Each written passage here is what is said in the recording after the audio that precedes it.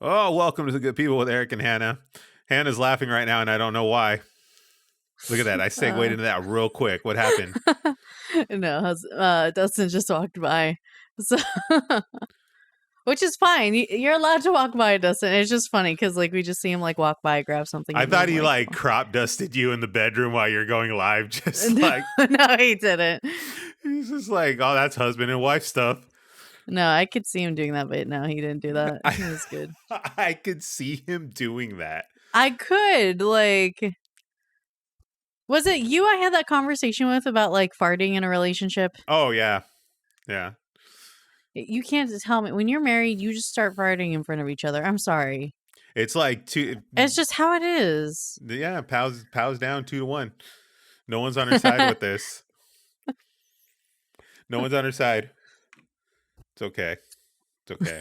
That's what I'm saying. Oh no, it's 3-1 because Dustin's doing it too. Oh yeah. Yeah. It's like a love language. Yeah. You know. 3-1. Yeah. Communicate that way. Have you seen these TikTok videos where like it's something like how I see my wife, and then it's like how she really is, and like she's flipping her husband off in the camera. Yeah, I've seen those. Those are good. Uh-oh. Accurate. Pal says she's with it now and has been you're persuaded. with it now. Okay, good. Listen, the longer you and Erik are together, it's just going to get worse. It's just going to like... It's going to get worse. Not worse in like a bad way, but it's like y'all just get really comfortable and just like, you know, like we've it's peaked. like, oh, we've peaked. It's like, happy Thursday, everybody. Like... okay. You've been gone for a minute. So fill us in. How is the pregnancy? I got a bump. Like I got a bump. I got a bump. And he is moving. Like you can feel him from that. I think the last episode I had said, I don't even remember if I had said this, but that's around the time I was telling everyone. I could feel him on the inside, but you couldn't feel him if you put your hand on my stomach. Now it's like you can feel him. Like if you place your hand on my stomach, you're gonna feel him kick. The sciatic nerve pain is insane. Everybody's like, watch out. I'm like, I'll be fine. The hip pain, the back pain, it's just like, and like he's not even, I think he's only like 1.5 pounds right now, 2 pounds. Right. So he's not even that big. And so I gotta wait till he gets all the way up to like 6, 7. Like, I don't know how big he's gonna be. But I'm just like, oh my gosh, what am I going to do? So with this kid, man. So it's weird right now because it's literally like baby rampant right now on our side of the camp because obviously Hannah's pregnant. Mm-hmm. Leshki over on Good Friends, Good Games is also pregnant. And now Pow is going to be an aunt because her brother is expecting. It's so cute. Congrats, Pow. You're going to be an aunt. Yeah, like... It's baby. I don't know what it is, but like a lot of people are having babies. I don't know if it was I don't know if the pandemic woke up stuff in people or what, or people just got lazy. I have no clue. Like I can tell you mine was like surprise, and I was like, oh, I wasn't actively like tracking my things to where I'm like, yeah, let's have a baby right now. Like, but everybody, like we went to get bagels the other day, and I saw like 2 pregnant ladies, like just back to back. And I'm like, I'm the 3rd pregnant lady. And then like I go to work and like one of like my parents at the school she's like, oh, I'm pregnant. And then one just had a baby. And then another one's like, oh, I'm pregnant. And I'm like, what is happening? I'm like, have we all just decided to collectively get pregnant at the same time? So at least you won't be alone. That's true. You have a whole month of baby showers lined up. You get a whole month, like a couple months of baby showers lined up. And we've officially like our baby showers in January. And I'll tell you honestly though, like the only reason I'm having a baby shower is because, my best friend's like, Hannah, like, you want a baby shower. And it's true. I do want one. But I just don't want to go through like planning a baby shower. You want the free diapers. Like I just my best friend, she's like doing a diaper raffle. She's like, everyone bring a box of diapers. One of the parents at the school, like when they found out that I was pregnant, Him and his wife, they were like giving me tips. They're like, look, Hannah, just put diapers on that registry and cash. Like maybe some big ticket items you want, like the stroller and like the things that are going Yeah. to typically cost like a lot of money. Like people can like put money in to collectively get that for you. But so many parents have like, don't waste your time with like the clothes or the this. Like just get the money, and then you can decide. You can sit and decide. All right, let's get Right. this, because I hate stuff. Like if there's anything that gives me anxiety, it's clutter, and like seeing the baby stuff come in. Like I've had some donations come in. I feel like I'm being like suffocated because I'm like, what do I do with this stuff? It's just collecting in a corner and I don't know what to do. And so like what I might do is, because I have a full registry with a bunch of items on them, but I talked to Dustin today and I'm like, you know what? Maybe I just need to scrap all of it and just be like diapers, cash, and books, because I want to read a lot to the baby. I'm like, maybe I just need to keep it like that, because I cannot deal with like, there are so many items you just aren't going to Well, use because your child is not going to be the kind of child that wants, maybe they don't want to play with this, or they don't like that, or right. they, and then you've just wasted it. Like, I don't know. I don't know what I'm going to do yet. Zenith's in the chat with us right now. Obviously, good friends, good game. Zenith is in the chat right now watching, but he's got this cute little note here. But I think, but what I would, obviously, there's things you're going to need. You're going to Oh, need yeah, like for a sure. stroller, obviously. You're going to need a car seat. Hmm. So you're gonna need all that kind of stuff, right? So Yeah. and then Like the big diapers. ticket stuff. Yeah, Oh, like the yeah. big ticket stuff. You're gonna get one of Mhm. them. What's it called? Maybe you'll get one of those really generous friends that gives you like that Cadillac of baby like strollers. So the one you learn so much when you're pregnant. Let me just say this. Like, I was like, well, I could just buy a used car seat or whatever. I didn't know those things expired. Like they have an expiration date on them. I had Because no idea. there's plastic and stuff in it, and that stuff becomes Mhm. fragile over time with heat. Because most car seats, I'm imagining most people keep their car seat in the car. Yeah, So like summer typically. stuffs and months, like heat, it breaks down and it's, and then every Mhm. bump and, thing like that, it stretches. The Yeah. the the actual straps will stretch. So like it's understandable. I remember when I worked at Target, like Jesus, 22 years ago. Oh my god. Actually 15. I think I worked there like in 04-ish, 04, 05, right? Mhm. And like there were people, they would literally try to take the stroller off the display. Like, I'll buy the display stroller, I'll buy the display cars. I'm like, we can't sell you that one. And then two, you're crazy. Why would you buy like an Mhm. open box car? That's one of those things I would not buy open box. Is like a I car didn't And seat the thing is, or I didn't even know that until someone said, "You don't know if somebody's car seat's been in an accident." stroller. Like Like, stroller, yeah, or probably. Stroller, I'd probably stroller be fine probably. with. Yeah, Yeah. but like the ones that are like the set, like a stroller set and car seat, like I'm trying Yeah. to go for the combo. Um, the one that Oh, the one where it basically you like take. drops it into that's Yeah. girl, some of these things now, my mom's mind's blown away. Like some of these strollers have like Bluetooth and crap in them. I know. Like I see so many strollers like in and out of my job, and I'm like, okay, mom and dad, like you. It's like they got some money, because like this one's like high up, and like you can switch the settings around, and then like I And had literally like a $5 clunky thing my parents threw me, and they're oh, and like, the good luck. baby monitor, the one that really blew my mom's mind Mhm. was the baby monitors. Because Oh yeah, I know. back then it was just like a busted ass speaker, that Hmm. you would have on the count on your nightstand or whatever. Now it's like they have full on. It's like Nest basically, right? Like it's like a Nest. It'll send alerts to Yeah. your phone, all of this kind of stuff. Hmm. I'm I like, don't know if that's you guys saw. I'm like dying. I'm sorry. I don't know if you guys saw earlier, like Dustin's hand just like come through and yeah. like shut the door. He doesn't want to hear it today. Yeah, he's like, goodbye. Uh, but no, some of this stuff is like so advanced. Like you're seeing baby monitors that like you can put on like the baby as they sleep, so you can monitor their What? oxygen levels. Yeah. And the thing is, I've worked with kids so long that I would like to think that I'm not gonna be too nervous, but you never know. Like by the time it's your kid, I'm probably just gonna be like, oh my gosh, like freaking out. But kids are a lot sturdier than we give them credit for, Oh yeah. and they're a lot hardier. Like, I think sometimes we have tendency to maybe like, oh, be careful, like with the baby, like shh, don't make any noise. And it's like the womb is so loud. Like Yeah. I have plans to vacuum the apartment while the baby's sleeping because it's like, look, I'm not gonna stop and just tiptoe around baby because he's sleeping. Like he's gotta get used to the world. Like, There's like it's funny people because that like, it's so weird. This is how you know like I'm getting old and the bands I listen to are getting old. Like these people are bringing like their kids to the shows, like their kids, and they just put big gigantic earmuffs on them to protect yeah. the ears and stuff like that, which is hmm totally understandable. And hmm like it's just adorable. Like they sit there, they hang the kids sitting on like the shoulder and stuff, and Yeah.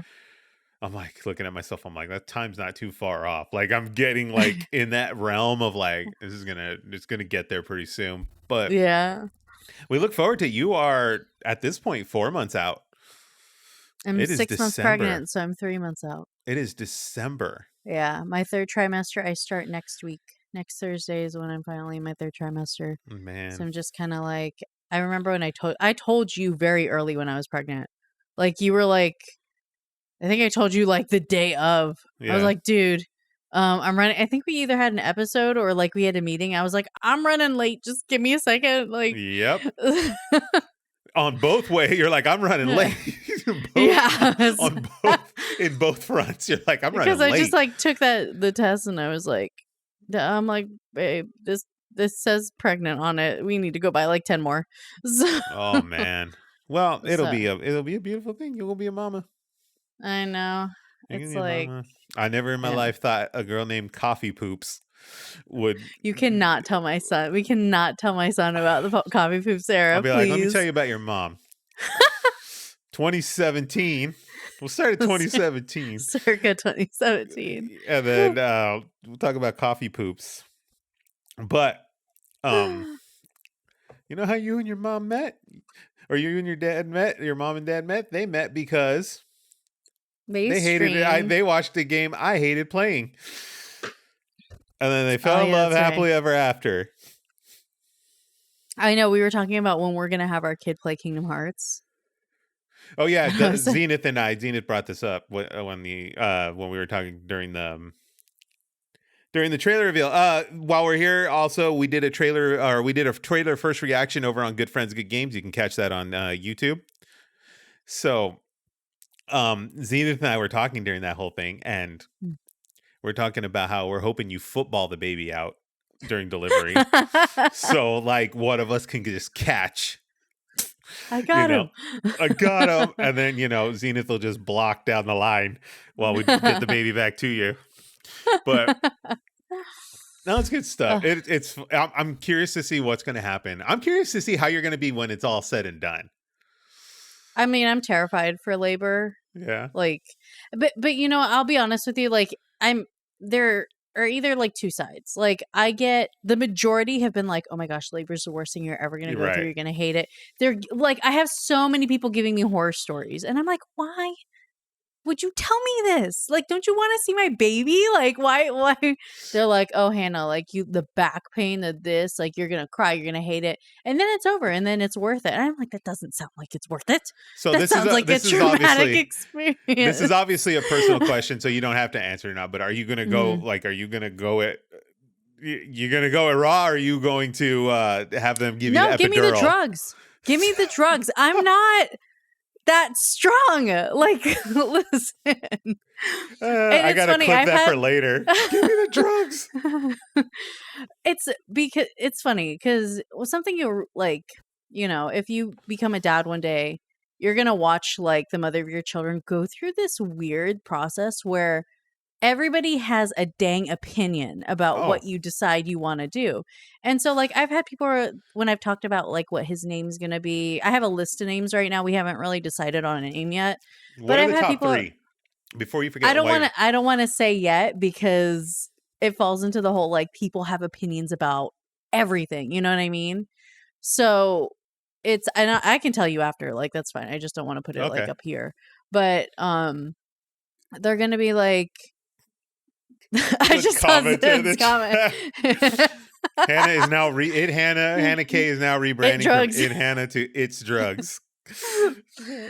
But But so many people are like, "Oh, I don't like that name." And I'm like, I could never imagine telling somebody that's pregnant, like, you're carrying your baby. Like, my opinion, like, you do you, sis, and you name your kid. Like, I mean, if it's gonna be something weird, like, I'm not gonna tell you I think it's weird. Like, it's your kid, you know? But some um people have been like, "Oh, I don't like that name," or they're like, "You're gonna get the epidural. You need to do it natural." I'm like, "What do you listen? You're not pushing my baby out. yeah, If you're people gonna talk push my too baby damn out." much. I'm like, so I just tell people, I'm like, no, I would like to do it natural. Like if I'm in but the Right. only way it'll be natural is if I get to the hospital and they're like, you're too far along. Like there's no chance for you to get the epidural. That's the Right, only because you have way. to do it like X amount of time beforehand, right? Like it Yeah. has to kick So I'm in. going to try to labor at home as long as I can. But honestly, I have no pain tolerance. So I bet you after like that first contraction, I'm like, we going to the hospital. I am not I get like, Pal and I had that discussion just because of all the baby stuff that's in the air, or whatever. Pal had that Mhm, discussion with me about names, and we were just like mhm. rattling off names, and I'm like, nope, nope. Boy Why names are not? so That's much harder. why I is will that say. such a difficult name? Why is that such a bad? I'm like, I'm not gonna let my kid get picked on for 12 years of his life because you named him some, Aztec Hispanic heritage name that I'm just like, nope. It's funny because Dustin and I had that conversation because I had one name that was that I really wanted before Yeah. I got pregnant. I was like, I want this name. If it's a boy, but if it's a girl, I want it this name. And Dustin's like, no, like because they'll get picked on. I'm like, it's a normal name. But eventually, like when I found out I was pregnant, I was like, he's not this name anyway. I just feel it. So, Yeah. um, but boy names are harder than girl names. I'm much more critical of the boy names. The girl names, I feel like you can find really pretty, like fun names with the boys. Like when you look at a list of boy names, it's like Bill, John, Matt, Kevin, Carl, and you're like, Carl. no, no, no, no, no. Carl. Sorry if there's anybody named any of those things I just The said, one but that we taught, like the one that rattled off for a girl that we both liked, that we thought about it was Ellie Reagan. I Like we would do, like yeah, we that. would do like Ellie Reagan, and obviously my last name. Mhm. So we thought that one was both kind of rang in the head. The boy ones are harder, They I are. think. The boy ones are harder. And then I always told myself, and Pal seems to be on board with it. Should it ever happen, she was on board with it. I always wanted to give my boy, the middle name Dylan, Mhm. because one of my heroes is actually Bob Dylan. So I always wanted to do Aw. Dylan as one of the middle names. Mhm. That's cute. And then I like that. Reagan is another name for a musician that's also like a big influence on me. So I thought, oh, Ellie Reagan actually sounds really good. And then obviously we took Ellie from The Last of Us The Last of Us. because she's like a Yeah. survivor. Mhm. I So want like the name that I think we're looking to name our son has like a meaning to, like I wanted my first child to have like a meaning to it. Like yeah. the second one I was like, oh, it can be a little bit more creative, but I was like it was important to me for like our first kid The to name just, that just dropped in the chat right now is Juan Dylan. I'm like, nope. And then Zenith was almost named Lake. I could see Zenith being Blake. Like I could see him. He looks like a Blake.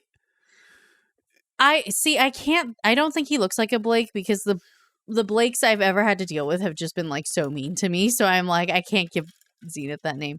Originally, my mom toyed with the idea of, I think, Anita or Anita. You do not look like an Anita. You I look like a know. Hannah. That's what's I know. crazy to me. You look like a Hannah.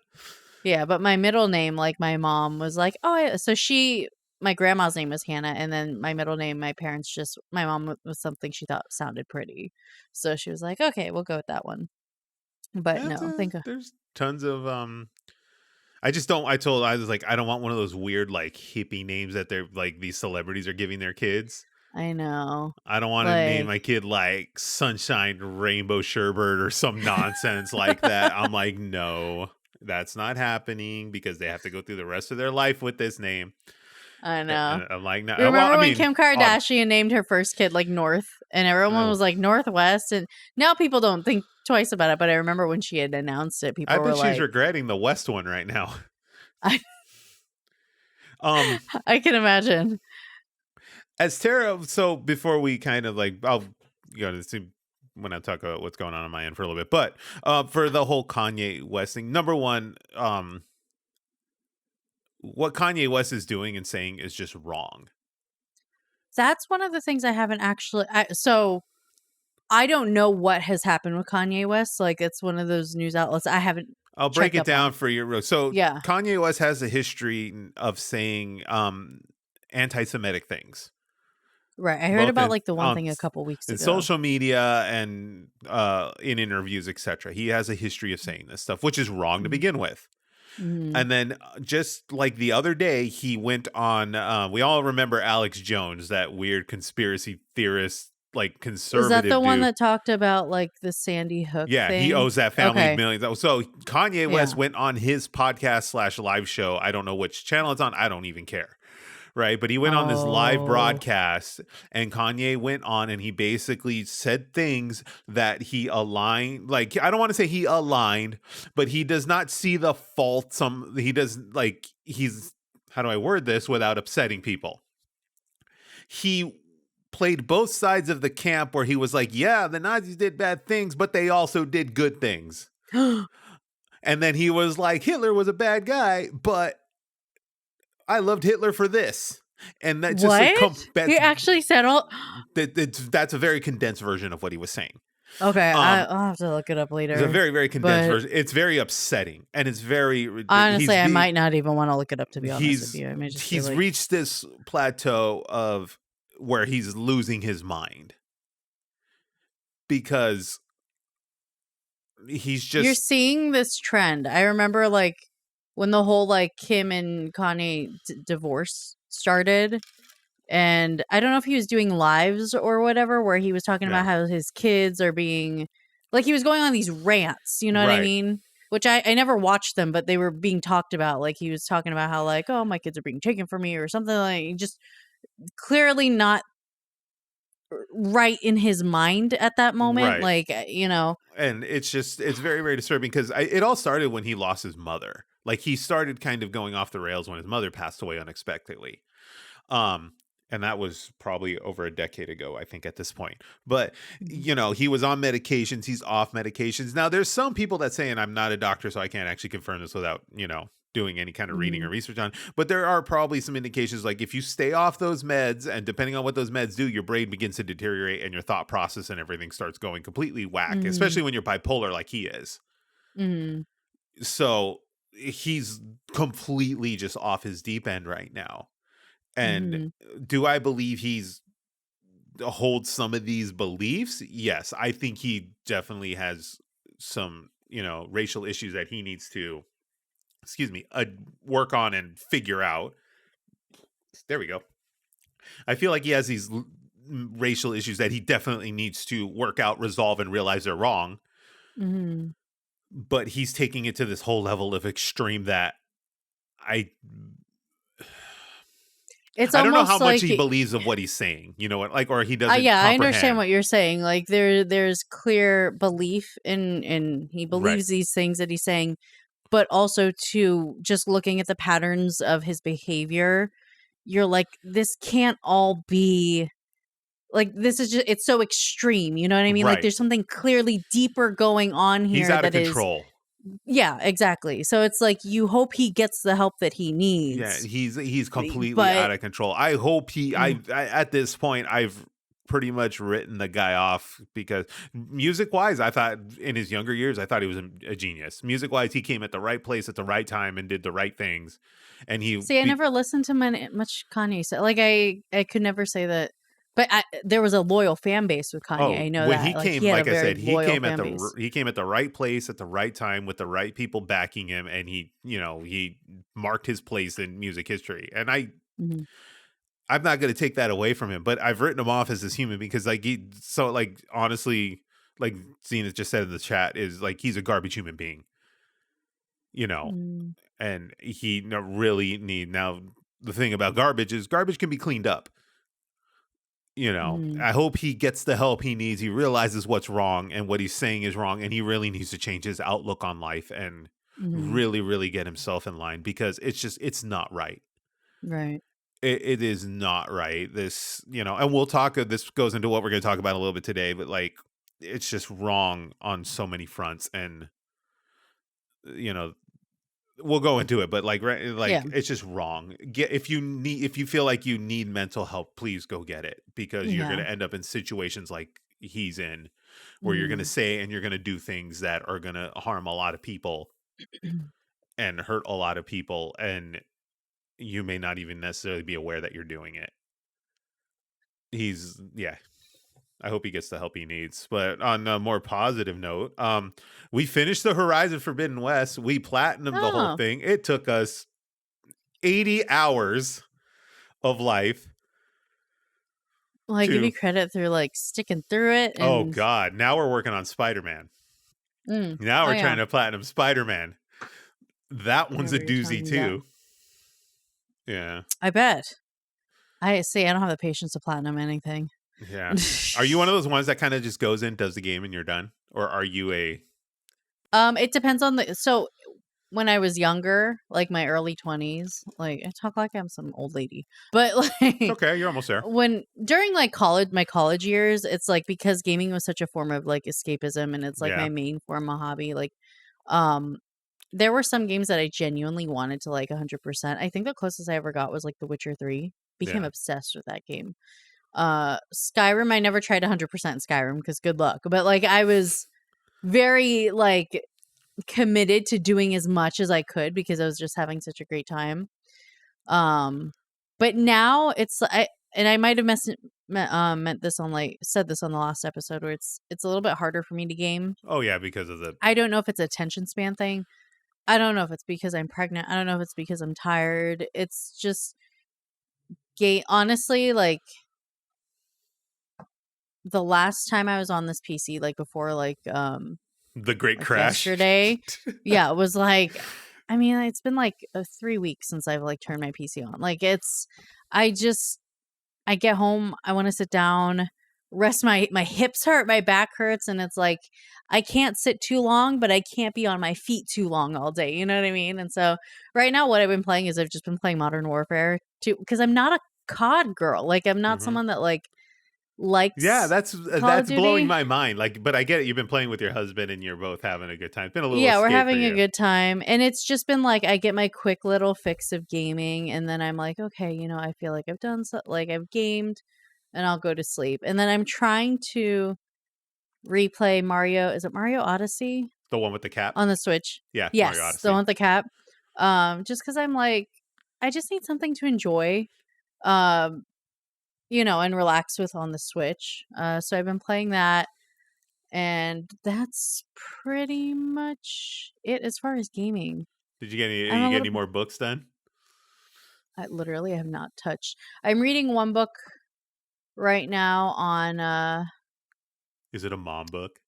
no, I don't want to pick up any of the mom books. Like I'm so like it's like what to expect when you're expecting. I'm like, no, I'll figure it out when I pop this kid out. They ain't gonna be expecting anything. It's just I know. except a baby coming out. But I think it's a avoidant. I think it's an avoidant thing where it's like, no, I'm just gonna pretend. Like everyone's like, are you gonna take a prenatal class? I'm like, no, I haven't signed up. I Like read I think, yeah, go ahead. I read I finished Pet Cemetery, which is probably I saw that. one of Yeah. the most frightening books I've read in a while.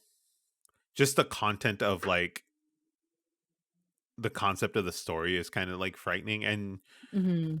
if you do read it years from now. And you'll Okay. see why when you do read it years from now. Okay. I had no plans of reading it. Do Yeah. not worry. Yeah. Like, It's definitely one of his better books. It's in the top 5 of mhm. everything he's ever written, and that It's a man's Stephen King book. yeah, and this man's Okay. written 40 some odd novels over his career, and it's in the top 5. So, You gotta wonder what goes on in his mind. it's Like, it's kind of wild, which is funny because he talks about all the crazy things in his mind, and he comes up with all these wild, crazy stories and things that you mhm. read. But then you realize, like when you read his tweets and stuff, like you're actually a pretty intelligent guy. Yeah, he's just like a normal dude. Like, Yeah, he's like a creepy, intelligent guy. But and then I read this book, Haunted by Chuck. I don't know how to say it. Chuck Palahniuk. It's the same guy that wrote Fight Club. mhm. And this is a combination of 20 short stories that kind of like all the short stories tie into the overall story. This book is Mhm. one of the most gruesome, like disgusting things I've read. Really? Yeah. Dang. I was like, it's to the point where I'm just like, what the fuck am I reading? you know? I like just read that. And then like when I'm listening to the audiobook on walks and at work, I like rewind. I'm like, what?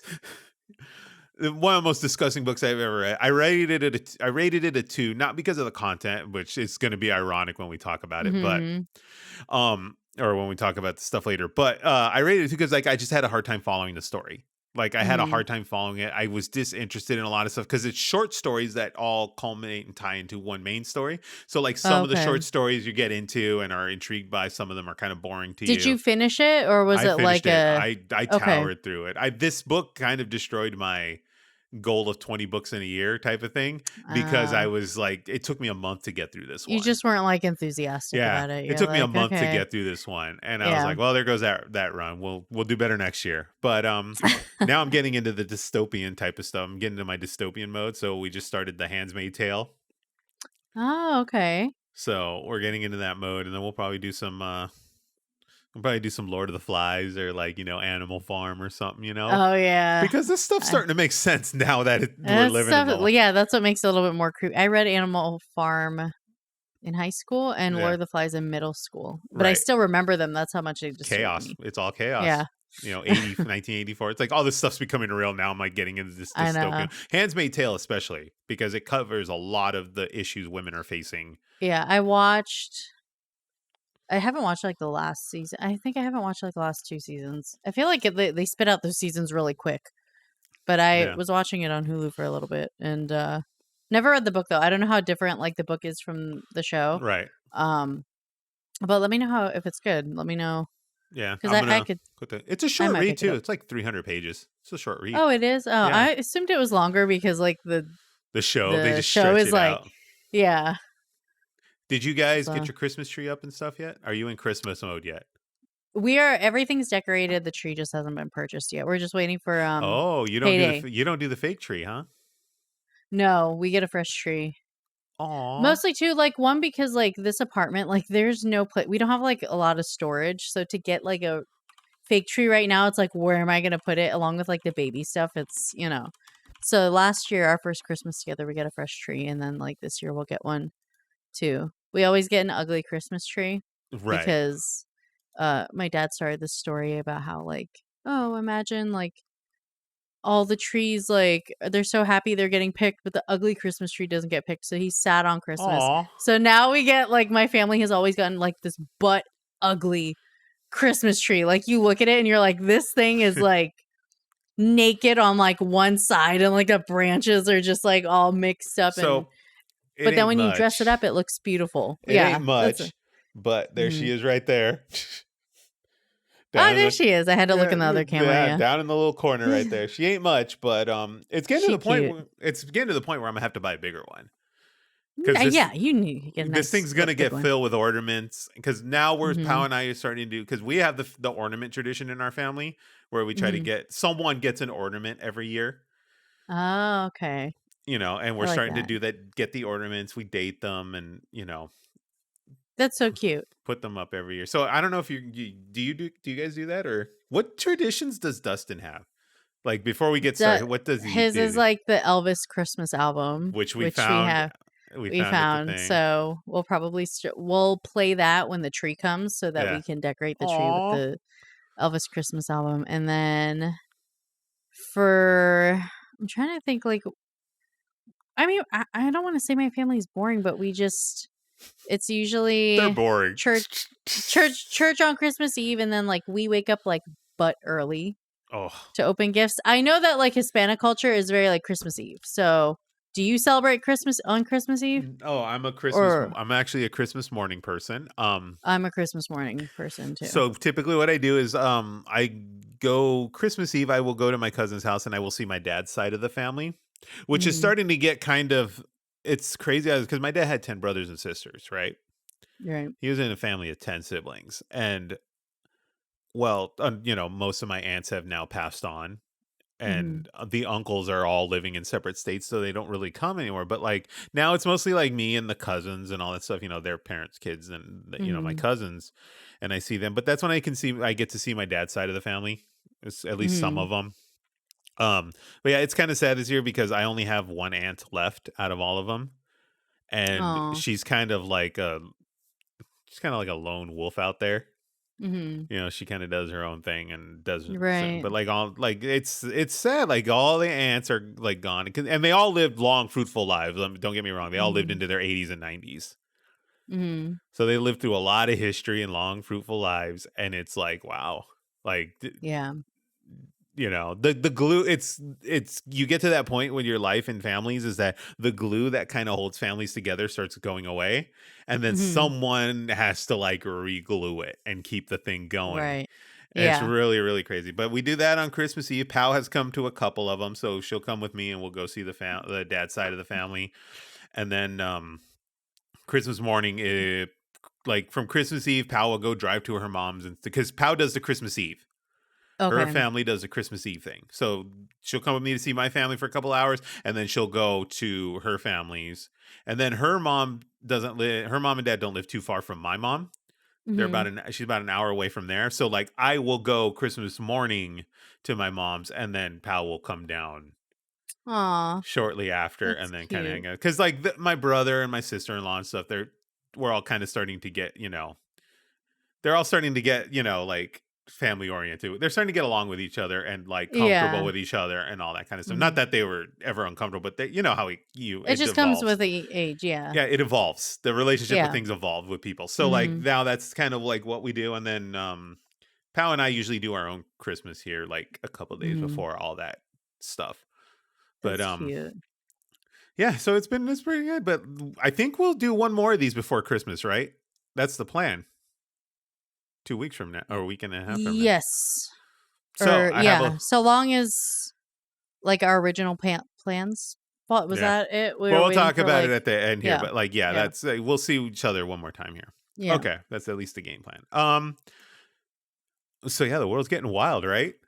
Yeah. The So world's getting wild here. So I've been we I was we trying to came up with this topic. I was trying to segue like a Yeah. smooth segue and be like, we're gonna talk about this. No, I was trying to do a smooth segue. Well, the fun fact, not really a fun fact, but like we had discussed this Oh with yeah. like a different thing. Like we were just talking about in general. Then it ended up becoming like an episode, like, Yeah, because a lot you of know. a lot of stuff we come up with here just Mhm. honestly just spawns from conversations me and Hannah have like in Yeah. general. Like me and Hannah will just talk, and then we'll And then just I'll be have like, wait, let's do this episode, yeah, like let's talk about it, and then right there we stop talking about it because Yeah. we don't like want to burn ourselves Mhm. out on this topic, especially when they're fresh. Because we do them like we'll talk about the stuff and then we'll plan them out a week or two ahead. Mhm. But like we don't want to burn ourselves out on this kind of stuff. But so like the world's getting really, really crazy. So me and Hannah were talking a normal routine, right? Mhm. And I started talking about how um what initially brought it up It again? was the Okay. Dahmer documentary. No, this was before that. So It was Euphoria? we'll go wait. Yeah. Yes. So I went on this Okay. rant about Euphoria. Mhm. If you don't know, Euphoria is on this TV show on HBO. And it's I would say I don't want to call it a teen drama, but it's technically a teen drama. But we'll call it a young adult drama. Mhm. It's a young adult drama about these teenagers. I'm going to hope they're seniors in high school. That I hope so. yeah. I mean, but anyway, keep going. Yeah, so like, it's this TV show, and this is going to sound like old news to some people. They'll be like, "Oh, you're jumping on the Euphoria bandwagon?" No, I was on it. So it's these teenagers, I'm hoping they're, seniors in high school or borderline college age teenagers. And one of them is played by, I will say, the amazing Zendaya, because that woman acting wise is just a she's a great phenomenal talent. actress. Yeah. It is about a drug addicted teenager named Rue. Rue. Yeah. Named Rue. And she has this drug addiction to opioids. And talks about a lot of the situations that involve her social circle and the girls in that social circle, and a lot of the content in this show revolves around like sexual interactions that these young girls and stuff go through. And it's a lot of the content is very, I want to say, extreme for girls that age. So I'm obviously we're not going to be unrealistic and naive here, and we know that teenage boys and teenage girls have sex. Like, Mhm. it's naive to think they don't, right? But the level of like extreme that they take this show to, Right. like, And it's like a popular show. Like teenagers are watching it. Like yeah, my TikTok feed was when Euphoria, well, I guess when the last season premiered. I don't watch Euphoria. That's the thing. right. Like it's not something that But I've you heard been about interested it. in.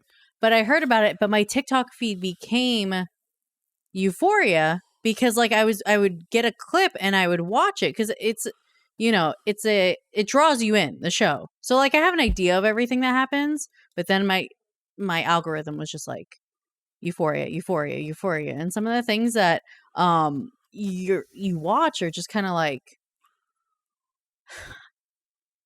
mature. I don't know if mature is the word because it's in your face a lot of the times. Like It's I think Dustin's overtly sexual. Like the yeah, content that's like the first episode. I think Dustin started to watch it because he heard about the right. hype, and he was like on the computer next to me. And I think immediately within probably like the first 30 minutes, I heard that there was a sex scene. Yeah. Like I heard it from the speakers, and he's like, this is just thrown in my face like right away, and then he never It's ended not up. you weren't even romanced or wined and dined into it. You Yeah, were it was just like bam, bam, like bam, bam, bam, bam, and you I know, was like, what is going on over there? I'm like, why are you watching? And I'm like right here, like Dustin, it's are you Euphoria. watching porn? And I'm so right like here. Your he wife never is right here. But he like never continued it because he was just like, I was literally sitting here and it was like bam in your face, like it's and so this is a conversation Hannah and I had probably at this point almost a year ago. yeah. And I was like, this show is wild. Like it's crazy border. Like it's almost, I'm going to say it's almost borderline porn. It's Skinamax porn. Like it's Like you could call it soft core porn right. probably. Like So like, yeah, and the wild thing about it is, and I think about this now that we're talking about it, what they're showing in Euphoria would have been considered 10, 20 years ago softcore pornography. It would have been in that realm mhm, of like late night HBO Cinemax. yeah. And this is prime time HBO. I think the show airs at like 8 or 9 p.m. on Yeah, whatever. it's like Game of Thrones. It's one of those things that's It's like prime time they're HBO. big. Yeah. Right. It's prime time.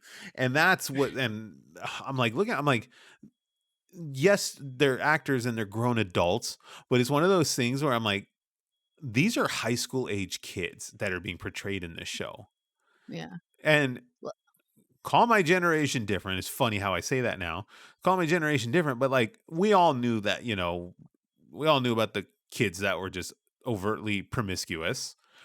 And, we knew about the ones that got pregnant in high school or whatever. But like, I never thought, at least in my mhm. generation, that this was the kind of sexual like exploration that was going on with teenagers.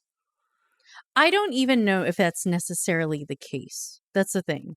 Cuz I'm sure listen, stuff like this is going to happen, right? Right. But I would like to think like when you talk to teenagers, some of them, or even a lot of them have been like my sister.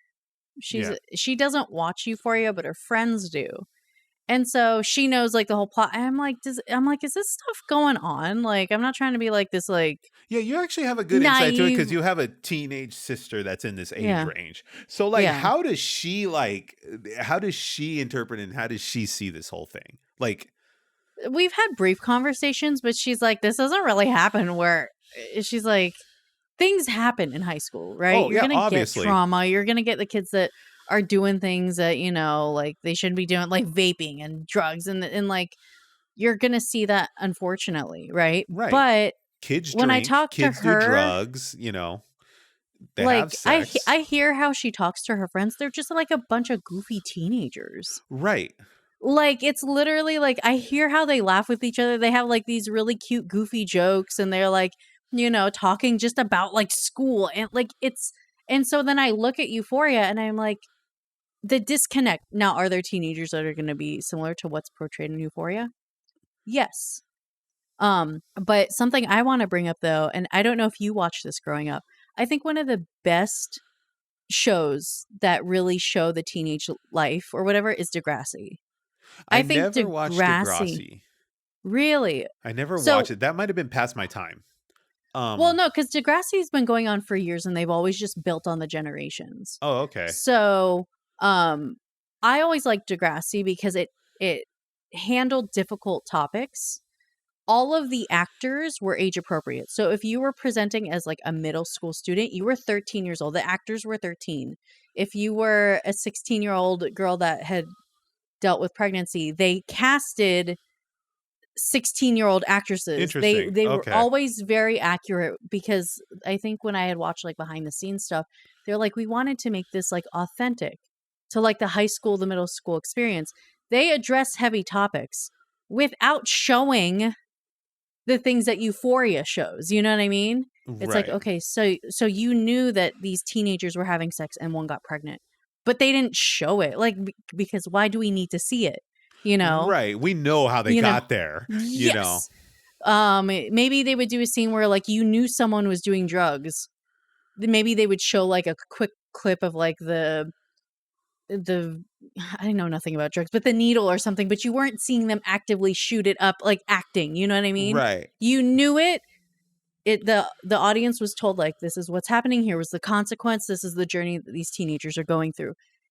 Of course you'd get like the raciest scenes would be like if they were kissing, right? Right. But it did such a great job of being like some of this stuff is happening and giving like just a better view of it, whereas we have Euphoria where I understand that Sydney Sweeney is in her 20s. I Right. understand that Zendaya is in her 20s. But Right. we're watching them act As as teenagers. 16 and 17-year-olds and we're getting like boob shots.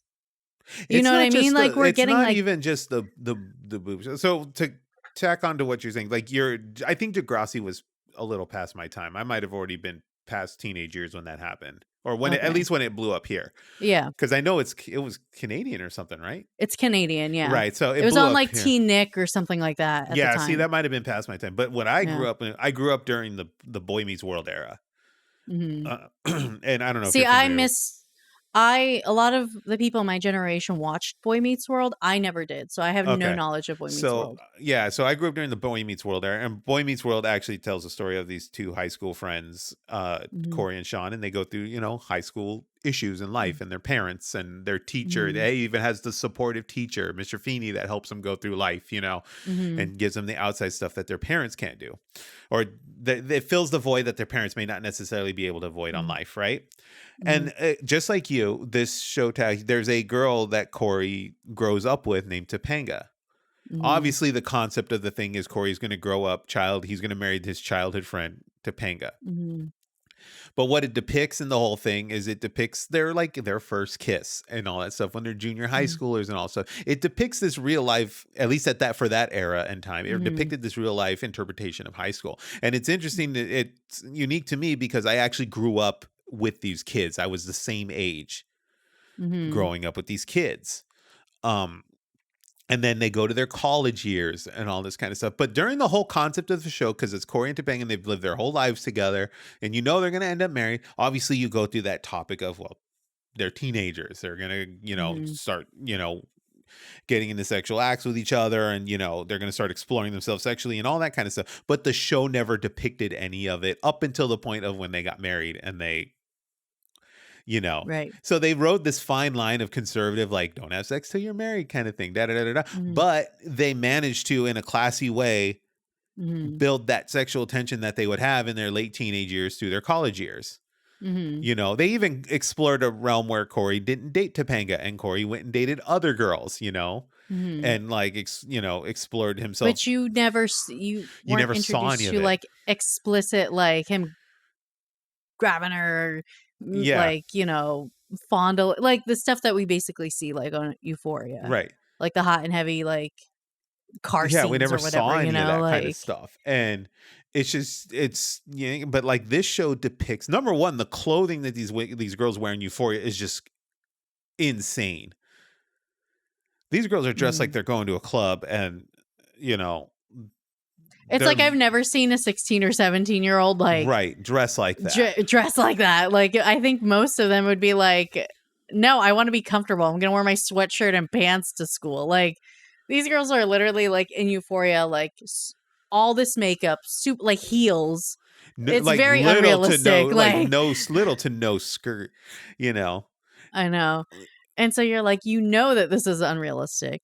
And maybe The only one in the show that dresses like a normal 16 to 17-year-old girl is actually Zendaya, who's the addict, which is ironic to me, you know. Mm-hmm. But even the clothes like that are marketed to teenagers now in like malls and all this kind of stuff, it's not even at the level that Euphoria depicts teenagers. No. It's really extreme. And I was back to this conversation I was having, I was like, I think this might actually bother me. You know, which surprised me because I never brought it up to you. You brought it up to me. Right. Which, if anyone's a little bit more like, I guess conservative would be the word, would probably be me, just because I'm more like, you are more conservative than I am. Yeah. So the fact that you brought it up, I was like, oh, that's actually interesting you're bringing it up, because I had those thoughts, but I didn't want to be that person that was like, listen, like, I feel a little bit weird that, Sydney Sweeney's playing a 16-year-old, and then you have like topless photos of her, like, that they're not actually having sex, but it's choreographed to look like it. Like 100%. You're sitting here like, it's disturbing to the point of like one of the ones that kind of like tipped the scales for me. One was like the same thing Dustin experienced, where they just threw it in your face, and it's, spoiler alert if you're gonna watch this, and trigger alert too if this kind of stuff bothers you. Triggering here. One of the things is like she gets caught in a situation where she lies about her age and it's an older man, and she literally just had sex with an older man and she lied about her age. Okay. So there's already, minor involved in this situation, right? In the plot line. Now, let me ask, was that scene explicit, or did it show too much? You feel like explicit. It was explicit. Oh, it was. Okay. So it wasn't even like mentioned. Act. No, you see the act. Oh. Okay. You see, because when you're diving into that kind of topic, I feel like if you want to mention that happened for the sake of the plot, whatever. But the fact that you're seeing it. Oh, yeah. You see the act happen. Like, you see the act. And it's like, why? Why? And then, but the other one that tipped the scales for me, and I was kind of like, this is wild, was, there's a scene where I think it's the Sydney scene, the blonde one. I forget. Yeah. Okay, so she's like in the tub, like she's sitting in a bathtub at a party and she's crying and her makeup's all runny or whatever. And she goes and she opens the curtain because she's going to try to get out of the bathroom, right? This dude comes in, I'm assuming to, do a number two. He sits, he comes in, drops his pants, sits on the bowl, and like his full on nuts and berry are just straight hanging out. Like the whole thing, like it's out. It's probably prosthetic, but still, like, yeah, it's out, and I'm like, what the hell? And I'm getting, I'm probably be a little more fruitful or like open with the language here, but he literally says like, "Hey, you're hot as hell, but I'm still gonna take a shit." Like that's what he says, and his balls and shit are just hanging out, and I'm like, what was the point of this scene? Like, I understand the concept. She's emotionally traumatic right now. She's sitting in a tub crying. I think her boyfriend had been cheating on her or something, right? One of those kind of situations. What was the point of having this guy just sit down, drop out his stuff, and like shit right in front of her? Like, what was the point and what was the concept of that? Like, it's not necessarily to further the plot line or anything like that. It wasn't necessary. What's interesting is, like, I remember growing up that the most you would see from any kind of movie or TV show, if it was maybe on the rated R side, would be like a boob shot. Like, think Titanic, for example, PG-13, right? That was like racy. But at the time, and so you kind of always understood that, like, okay, like breasts would be shown sometimes, maybe in like a standard film, but never like like full on, like anything that was below the belt. Like that was, like growing up, you always knew like that was under the realm of pornography, or like something that was going to be marketed towards a much more racy. So the fact that we're seeing it just in plain entertainment, like something that's just a show, it's not porn, they could say it's not pornography, it's a show. Right. But now you're just seeing it like pop up. Well, okay, so I'll give you the actual definition of the pornography, okay? And this is going to sound Mhm. graphic here, but when it reaches the line and they actually show penetration is when it's considered pornography. Okay, is that what, like, That puts the it in the definition? pornographic realm is when they start showing penetration. So like Okay. things like Playboy would not be considered pornography, but Pornography. Right. pornographic, but Hustler is, because Hustler will show those kind of things. Oh, So, okay. um so that's where it gets into that realm, like, but because Euphoria doesn't show any of it. They show the act, They but show the act they do not show the actual penetration. So, like, penetration. if it's hidden by, like, a very Like a strategically side placed, profile shot, right. potted plant, right? You know, like, if you put the plant here and then, like, they're Right. right in between it, like, but you see the movement, you know what's going on, Right. like, You know. um so it's but it was interesting that we had this discussion, basically, Yeah, but because so like again, like, yeah, go ahead. because again, I fall on more of the scale of being, and again, like, a little bit more conservative in how I, like, watch things, and Eric's a little bit more like, not that he is just out there watching X-rated stuff, but, like, you're just more like things don't probably bother you as much as they bother me. Right. I have a If Is more that what I mean? I, A bigger threshold, I guess, I'll be for honest with you. I'll be honest with you, yeah, because this is where this conversation stems from. right, I would be the first to admit that I'm desensitized to the right, things I see and stuff like that. I've mhm, looked at like stuff like that where I'm like, okay, but then again, I mentally trained myself in the head, and I'll explain this in a minute here. Like, mhm, I'm for the most part desensitized. Like, I watch things that happen on shows and TV, and I'll be like, "Oh God," da, da, da, but I'm mhm, not gonna it won't haunt me, mhm, for a while. It won't haunt me, post watching mhm, it.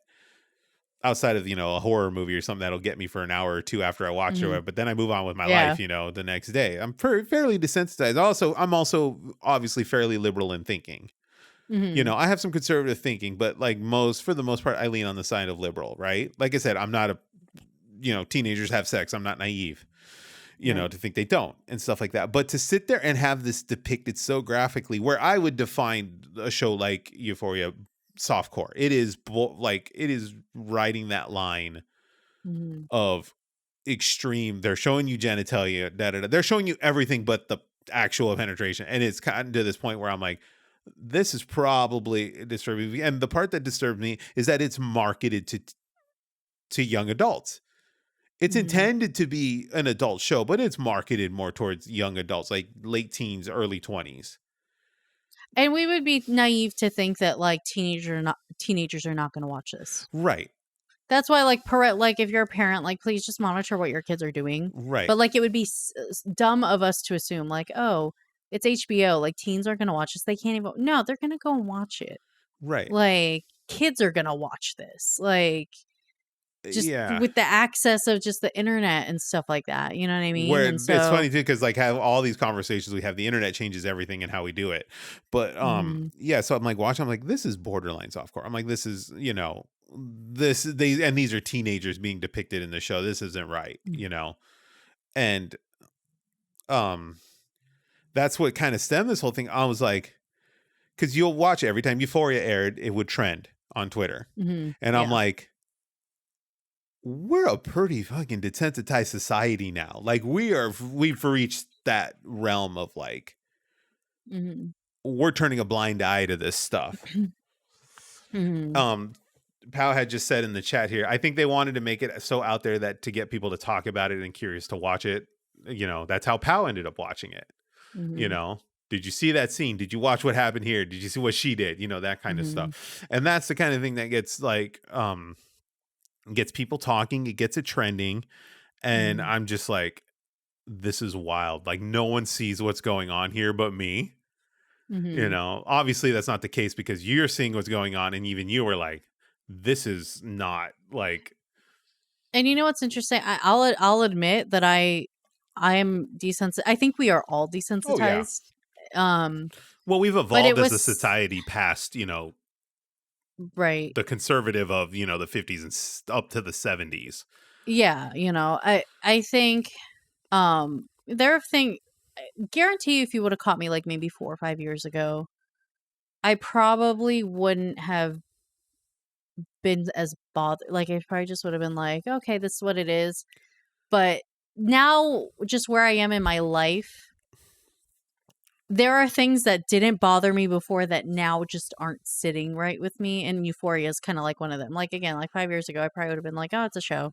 Like, Right. But now I'm like, I don't know how I feel. Like, yeah, they're adults, they're adult actors, but they're depicting a 16-year-old with graphic sex scenes. Like, Right. Well, you're also, remember too, you're also reaching this realm of like, you're going to be a mother. And these are going exactly. to be topics and issues that are going to come up in your career as a mother. That's a Hmm. given.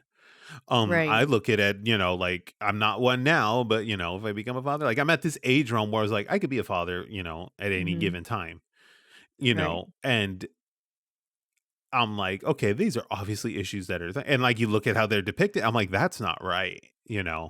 because as an adult and the stuff you go through, and like obviously with age comes experience. You come through this thing where you're like, this is a rough road you're going down if this is what you're gonna like. The stuff that these girls are doing this show, like one of the examples a girl Hmm. does, I don't know if it's recent in the show or not, but like I think it might have been the first season or whatever. But the girl starts she's a larger girl, and she has Hmm. confidence issues and has positivity issues in school and stuff like that. So what she does is she starts uploading racy videos of herself in racy clothing and stuff on the internet, and she Hmm. finds that niche of, we talked about it in the show with Ashley, the chubby chaser. She Yeah. reaches out to this market of chubby chasers and posts her erotic content on, their version, the TV show's Hmm. version of an OnlyFans, right? Hmm. And it's the same. She lied about her age. She lied about all that stuff. She wears a mask to cover her face, but she depicts Hmm. these actions. And then what happens is she gets all this admiration and stuff from these. It's a rough, it's a mean word to use, but desperate men. Hmm. She gets this admiration and this she gets this admiration and stuff from these desperate men, and then what happens is she becomes desensitized to it, and then she starts treating the teenage boys in her real life, like her life outside of that OnlyFans realm. She starts treating them the same way that these desperate men are expected to be treated. Hmm. So it becomes this desensitization of like, oh well, all these men on the internet want me, so all these boys in school are gonna want me. And the Hmm. genuine, there's this genuine kid that really likes the girl and likes her as a person and everything, and then she treats him the same way that she treats those that are looking to be dominated by her on the internet. And then Hmm. it confuses the teenage kid. Hmm. Right. So like it Right. becomes, and this is what happens in real life is that, there's pornography addiction is real. Teenagers get addicted to it all the time. Young adults get addicted to it all the time. Hmm. And then they go into this expectation that's how like real life relationships and how real life sex are, which is Hmm. completely unrealistic and not real. You know, this is what Right. happens in the show. Hmm. You know, it's this depiction of like, oh, if all these desperate men want me, who wouldn't be desperate to want me, and she treats them like that.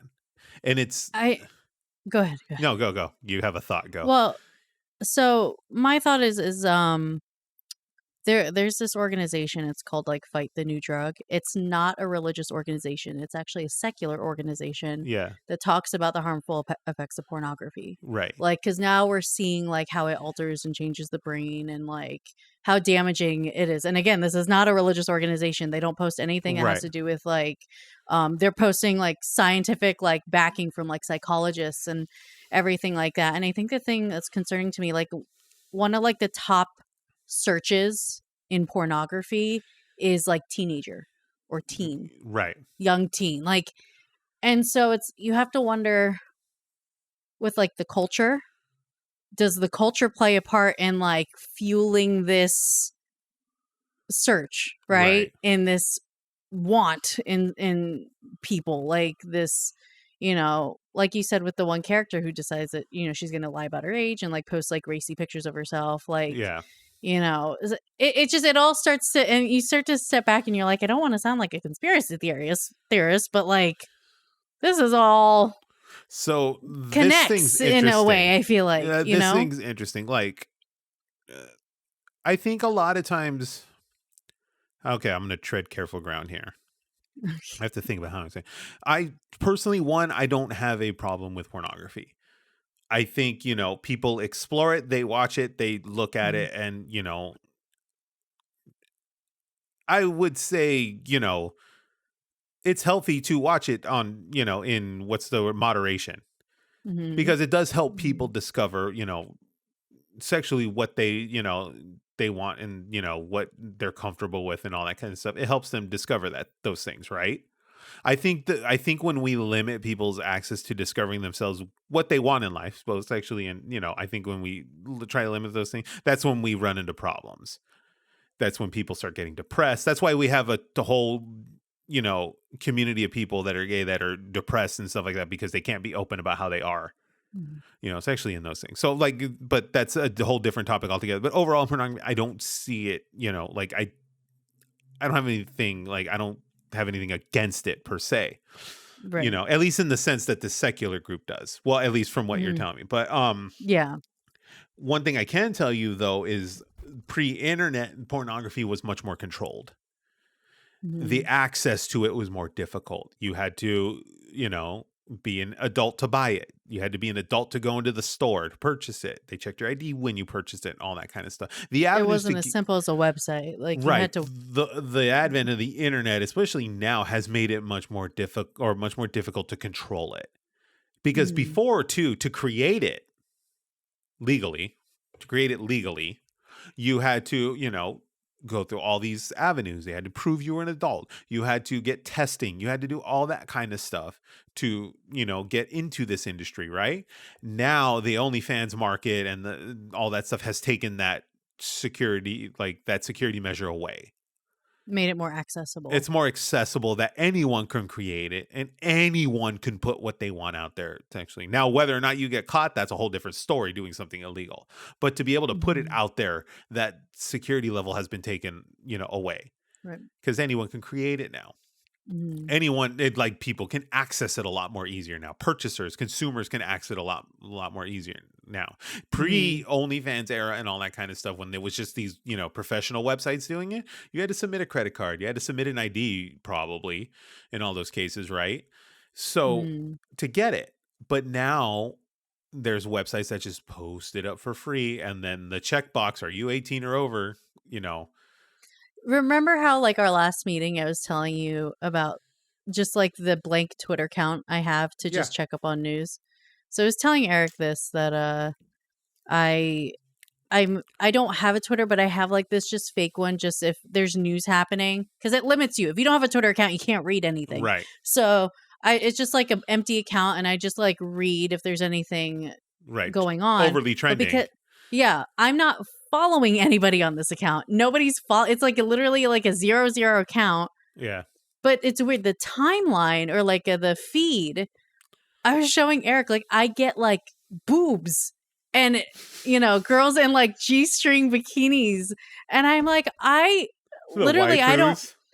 the waifus, I'm like, I haven't done anything to this algorithm at all. There's nothing on this algorithm. And, I just, like I mean, it's not consistent, but you'll be just looking, and then it's like boobs. And then it's like, watch my OnlyFans, and then it's like a woman, like, sitting there, like, their legs out, and I was like, like, Right. but it shows, like, I didn't have to necessarily It's do just thrown in your anything face. for the content to be brought to me. Right. And you and I have very different opinions on porn. Right. Like, I view it, I'm like, I view that it's very addicting, like, and it's very unhealthy. And so to see it, I'm just kind of like, I didn't actively go for this, like, it's Right. here, it's in my face right now. Like, I didn't sign up for it. Like, I didn't type in www.p, porn, corn, whatever. I typed in Twitter, Right. like, Well, to like your thing, like your stance is highly addictive, and also I agree. It can be mm, highly addictive. That's why I said in mhm, the beginning, moderation. I think it's, healthy in mm, moderation. For people to use it as a tool to discover stuff. It helps couples keep their relationships fresh and all that kind of stuff too. I'm not taking that away from anybody as long as it's done in moderation. But to come to your point though, is like I said, the accessibility has made it so it can be easily addictive. Addicted. You know what I mean? Like I said before, you had to go through some effort to get it, especially when you were a teenager, you know? Yeah, by the time I was a teenager, the internet was like coming too. Like the MySpace was coming, but again, those sites weren't as like marketed. Like I Yeah. guess they were in like those random pop-ups you'd get. You remember those days where it's just like bam, like you just pop up in your screen and be like, Yeah. "Hey, like, I'm Yeah. 15 miles away." Like, So back in no, Oh. when I was in high school, I was the late 90s, Mhm. 98 to 2001 when I graduated, right? Mhm. Back then, like I said, it was more difficult to get your hands on it. We all had a Mhm. senior friend that was 18 that would go get you a magazine or whatever, And with then it would stuff. get like tossed around, like Yeah. passed around. Like, Yeah, like teenagers did shit, back in the day, but like now that none of that's even an issue. Like I said, you go to websites, it's all right there. They're mhm. feeding it to you in Twitter, like they're feeding it to you in Twitter. Granted, it's not all like full Mhm. exposed, things like that, but like it's Right. getting fed to you on Twitter. And that's, again, that's what leads to desensitization. The thing is like, oh, I'm this person that, this is how it is. Like, obviously, we're Mhm. watching it on TV in these movies and in these videos. That's how it is, you know? Mhm. And then the other disturbing thing, too, and this is, this might be a graphic thing here, but it's like men watch this stuff and then they see, like, if I don't perform like that with my partner, I'm inadequate. Mhm. And, It sets up an expectation off something that's clearly right. scripted and acted and faked and Right, and carefully positioned, lighting's carefully positioned. They're mhm. movies, people. They're Yeah. movies. They're made just like movies are. Movies have and anything, they have intimacy coaches that Right. literally like they will place pillows in between the actors that you can't see, Yeah.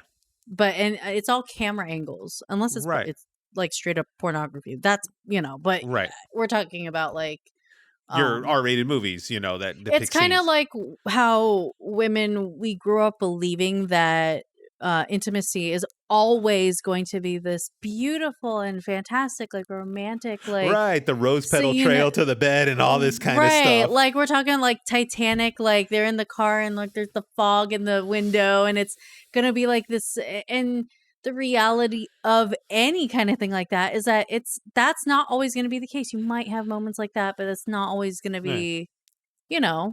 And so we Most of have it is like actually 10-minute quickies and, before you got to go to work or whatever. You know what I mean? Like, it's the realistic expectation of, mhm, relationships.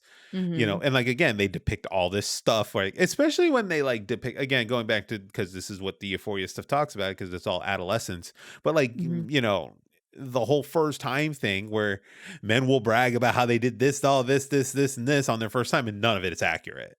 mhm. None of that stuff is It's just accurate. to appear as if, oh, I did this, Yeah, it's like appear look as at a me, like stud, mhm, and it's an unrealistic expectation that gets delivered, to young men out there. And, again, desensitization. Like, it's just when do we get to and kind of like the point of this conversation is like with a culture that's feeding us so much, like that's so explicit, right. and it's not just like Euphoria. We'll get Right. more into it, but we're So seeing like, at that are point we now we're at like an desensitized? hour and 15 minutes. You want to go ahead and take a quick break and then we'll do Yes, let's do a yes, segue. let's do that. Yeah, let's do a So, stretch. We're going to go ahead and we're going to take a quick break. We will be right back shortly. Go ahead and, I don't know, Hannah, are you stepping away or yeah, I'm gonna step away. Can I turn my camera off, or is it I gonna the will format gonna be go weird? to the I will go to the start screen here real quick. We're going to go ahead and take a break. We'll be right back. It's a good people and Hannah, Eric and Hannah, we're back. We were talking about Mexican sweetbread and Lupia. granola bars and all the snacks, and I've lost complete and utter like I've lost all respect for Hannah because she dissed the animal cracker. They're so plain. This coming I've from the lost girl who respect for loves you because Oreos. who honestly, there's got to be a poll. Oreos or animal crackers? I bet you there's a whole Reddit thread having this discussion. I know, but I don't want to get dragged into the It's mud got to be because Barnum's. It's got someone's to be gonna the be like, Barnum's animal cracker though. The oh, Barnum's okay. animal cracker. Throw animal crackers in the coffee, bruh. Oh, see, that sounds like it would actually be good. Like, I know. I'm gonna go buy some animal crackers and then I'll report back to you because, I got to like, for take you so to a long, I got to take you to a real coffee shop, okay? The Starbucks thing isn't. I cutting was it. just at like one of our local coffee shops, and it Oh, was good, delicious. good. You want to look up Yes, what's called the Third Wave Coffee Shop. That is third the wave. top tier, like Like, okay, gourmet. Like you're paying $6 for a cup of coffee, but you will taste a $6 but cup of it's worth coffee. it. Yeah. I had one. Okay. I took POW after graduation. I had one. It was a cold brew, but it was infused with bourbon. There was no alcohol in Ooh, it, but you had the bourbon right. taste. And I was It's like, like a ooh, rum cake. Like yeah. it's got I no was like, alcohol in it, ooh, but you can girl. taste it. I love me some Dang. coffee. I might go back there today. Okay. So we got off the Euphoria thing was the whole start of this conversation. But now Yes. we got a whole new player in the fold. We got like several. And the funny thing is we were gonna wait for something to happen, but Yeah. we didn't need to wait. Like we were Yeah. just thinking of things that relate to So this topic. let's talk about our friends at Netflix. Okay. So during the pandemic, Netflix boomed Hmm. because they got into the market of crime documentaries. Now they've always had them. They had the How to Make a Murderer and then stuff like that, right? Hmm. Which was actually a great documentary. Or I don't know if it was documentary or It's a docutainment, show. whatever. Yeah, it Yeah. was a show. I don't remember what category it fell in. But then they started getting into these murder mystery documentaries, right? True And this crime all stuff. true crime stuff. This all happened during the pandemic. So it all started when they dropped this thing called The Night Stalker. Now, if you don't know, this is a personal fun fact about me. My mother was pregnant with me during the Night Stalker situation. So I don't know what the Night Stalker situation So is. Like, what is that? The Night Stalker was a gentleman by the name of Richard Ramirez. He was traveling Hmm. all around Los Angeles County and he was just randomly murdering people. The Okay. scary thing about Richard Ramirez is he had no pattern, he had no clue, like he had no You couldn't trace him. Like he's there was very difficult to trace because he had no pattern, he had no signs that he had done like it was him that did it because it was a different act every time. And he had no typical serial killers have a pattern. So the scary Hmm. thing about, and then he had no, like the only clue that they really had that was solid was he was traveling around the Los Angeles County area within that 30-mile radius. Hmm.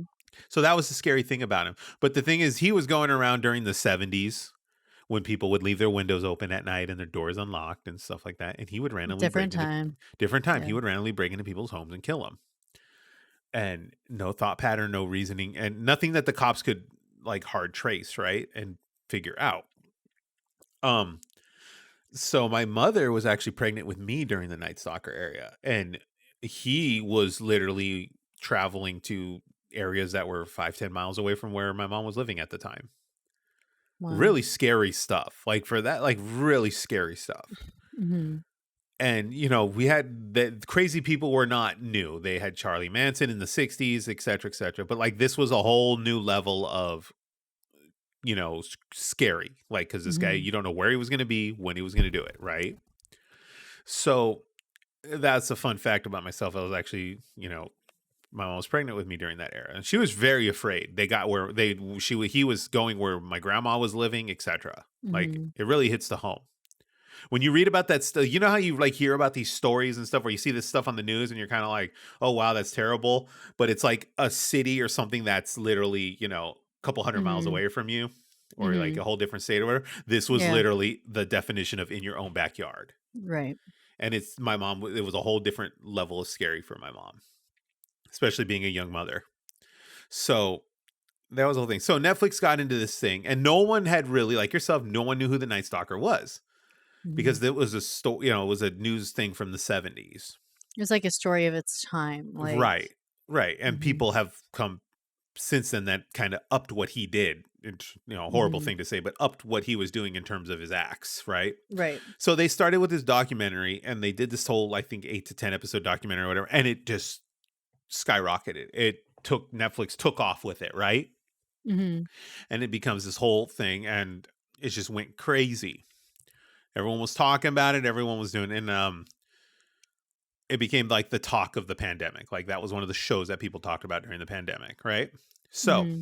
that happens. Now we get into this year we get into 2022 or whatever, and we meet our friend Jeffrey Dahmer. Hmm. Thanks to Netflix, we meet our new friend Jeffrey Dahmer, right? So this kind of goes, and we'll talk about this here. So Netflix drops his documentary called about Jeffrey Dahmer. If you don't know who Jeffrey Dahmer is, trigger Yes, warnings here. very. Very trigger. Jeffrey Dahmer was basically a serial killer back in the 90s, that in late 80s through the 90s, who basically murdered individuals and then decomposed their bodies and kept body parts. Very gruesome, like incredibly like Very gruesome, like above. this wasn't like a bury in your backyard. Like this was a Right. person that clearly was Yeah, he was dismembering just bodies. yeah. Yeah, that's why we come with the trigger Yeah. warning. He was dismembering bodies, and then he was, it was implied cannibalism also. He was an Right, implied yeah. cannibal. So it's, truly disturbing stuff that this gentleman was doing. And I remember this story vaguely because, like, in 96 or something, when they finally caught him, I was Uh, roughly 13, maybe. I was 4 years old. So Okay. I don't even remember Right, Dahmer. you were too I young for didn't this even time. know that Dahmer was in the 90s. For whatever reason, I Right. thought he was like in the 70s. And then You know. when I heard about it, I was like, oh no, this is when I Yeah, was born. Yeah, he Like, was like late 80s, yeah. 90, or through the Mhm. 90s, right? When he was on his reign of crime. But, Netflix does this documentary about him, and then it becomes this runaway hit, right, of 2022. So we're seeing the same effects that happened with this thing that we did with Euphoria. We were taking this is a guy who committed completely just disturbing acts of murder. This was not, like Mhm. Hannah said, this is not burying in your backyard murder. This isn't even, this not only is this not, just killing a guy, which is wrong to begin with, but this is not Mhm. even killing a guy and burying him in the backyard. This is taking somebody, killing him, and, destroying the body, Mhm. It's not and that like the acts of passion where like a man, right. is getting revenge for his wife Yeah. cheating on it. This is about is so twisted and out there that when Yeah. you hear about it, you're like appalled. Like you're like, how does You're something like this disturbed. happen? You're disturbed by it. Like Right. And this is like, this guy did stuff that no one had seen, at that point. At least, you heard about it, but you didn't think someone actually did it, right? Mhm. So Netflix does this documentary. It's a runaway hit, and then I started to feel like bothered by it because this man that committed all this horrible stuff became I always bring this up, he became the topic of meme culture. Mhm. He starts showing up on Twitter feeds. He's being memed. There's the common one was him where he like drinks his beer or whatever, and he starts like dancing, and he's kind of just like waving around, and Mhm. he's being chill with it. Or they do the meme with the videotape thing. We're just gonna watch a movie, We're gonna watch a movie, right? or for Halloween, you're gonna see people dressing up He at became a Halloween, Halloween costume. costume. And when it first came out, one of the things that I kept seeing a lot was like people were saying, "Oh, Evan Peters' performance was he's a great actor. Let's He's just a be honest. Evan phenomenal Peters, actor, and he's a phenomenal actor." I will say he hit this role out of the park. Mhm. I watched Dustin and I sat. We watched the first episode. And I didn't get much further than that. I said, I can't watch this. I don't want to watch it. This isn't like a virtue signaling, like, hey, like I look at the good deed. For me, I felt uncomfortable. Right. And I was like, I can't watch this. Like, it just doesn't sit well with me. Like, and that's not to say, again, that I'm putting myself on a pedestal because I have consumed I have watched true crime. You know what I mean? Like, I have watched different things that, that like the true crime documentaries. I have Right. seen stuff like that. So I'm not going to act as if I've never watched Right. stuff This is like that just a before. whole new level of. This was just for me. Like I just like I don't know. And it was Ryan Murphy that directed it, right? Right. He's the one from Glee fame, American Horror Story. And if you've ever watched American Horror Story, which I watched it a lot, like again, like I said, like I'm very different than I was like 5 years ago. I watched a lot of American Horror Story. I can't watch it now. Like he's known as the director that he pushes like boundary. He's a boundary pusher. He's a boundary pusher when it comes to anything horror or disturbing. Because there were things in American Horror Story when I think back on it now, I was like, how was I able to sit and watch that? Like even though it was fictional, this time it's based in fact. Like I think I was reading, they made sure the apartment looked just like his. They made sure like all the details were like there. I'm Yeah. sure they took some creative liberties, like Right, as you do right. with any film, but I couldn't get past the first episode, and It's then go ahead. so what about it got you to stop? Like where you were like, I'm not like I know you can't you touched on, but like is there a moment in time in the show where you're just like, nope, I'm not doing this? I think it got to it was this scene, and this isn't a spoiler because it's like the first episode. It was when they're sitting down, and Dahmer's just acting like weird. You know what I mean? Yeah. Like there's just like that The weird, tension building of uncomfortable tension. Yeah, it's the tension building, and I was like, I was like, I don't know if I can watch this. And then he gets to the part with the movie, yeah. and the movie he's playing is, I think it's The Exorcist. Oh, and you were 3 or already like, clocked out. You're like, nope. and I was already like, because I saw this the Satanic Bible on the counter, so already this is just me being the person I am. My hair is already like, okay, I'm already starting to clock out right now. Yeah. And so it was like I was looking for something else to get me to clock out of this, and then it was that weird, uncomfortable. Like they're laying on the bed and Dahmer's just being weird. Like they haven't Right. gotten to like any of the violence yet. We just and so I was like, Right. I can't. Like I just You got that feelings you got from horror movies, except this was a documentary style yeah, and docutainment. I think what made it harder just to consume is to know like this is real, whether like what that moment was true or not. Like this whole thing is based off a true Right. And that's where story. like those are where like my boundaries are. Is kind of like, or I guess my quote unquote desensitization or whatever, where things change and shift is because Mhm. yes, we have, Michael Myers, we have Freddy Krueger, we have Jason. Also, these are all serial killers in Mhm. movies and stuff like that, right? But those are fictional things. Like those people get murdered in those movies, but they are okay, right? They're gonna be Yes. okay. They're gonna go home and they're their families at the end of the day, and they're gonna Yeah. have dinner, and it's gonna be all fine and dandy, right? Whereas That's created for the sake of horror. It's created right. as like entertainment. This is not Well, this story was made for entertainment. Entertainment, right? The guy that committed these acts, this was real. Like these Mhm. people really were killed this way, and it's Mhm. touching this whole boundary of like, oh crap, like this is real. That's where I get uncomfortable is because I know it's real. Like Mhm. I know this happened, right? And then you get this uncomfortable boundary on that. So we reached this thing where it's like this is where I started getting bothered. Where I'm like, look. This guy committed all these heinous acts of murder, like extreme heinous acts of murder. And we're sitting here like, oh, With our bowl of popcorn, like we're okay, memeing gonna it. binge Or, this series. there was I have it saved in my TikTok because it blew my mind. I think I might have sent it to Pal. Someone made the apartment in Animal Crossing. I saw that. Yeah, I did see that. And I'm like, Yeah. I think that might have been the tipping point for me when someone made the Mhm. thing in Animal Crossing and then they dressed their whatever they are, their villager as Mhm. Dahmer. And I'm like, this is fucked up. We Like- also I don't think I touched this area with you, but there are people out there that are well, I guess are obsessed with serial killers Mhm. to the point of being infatuated with them.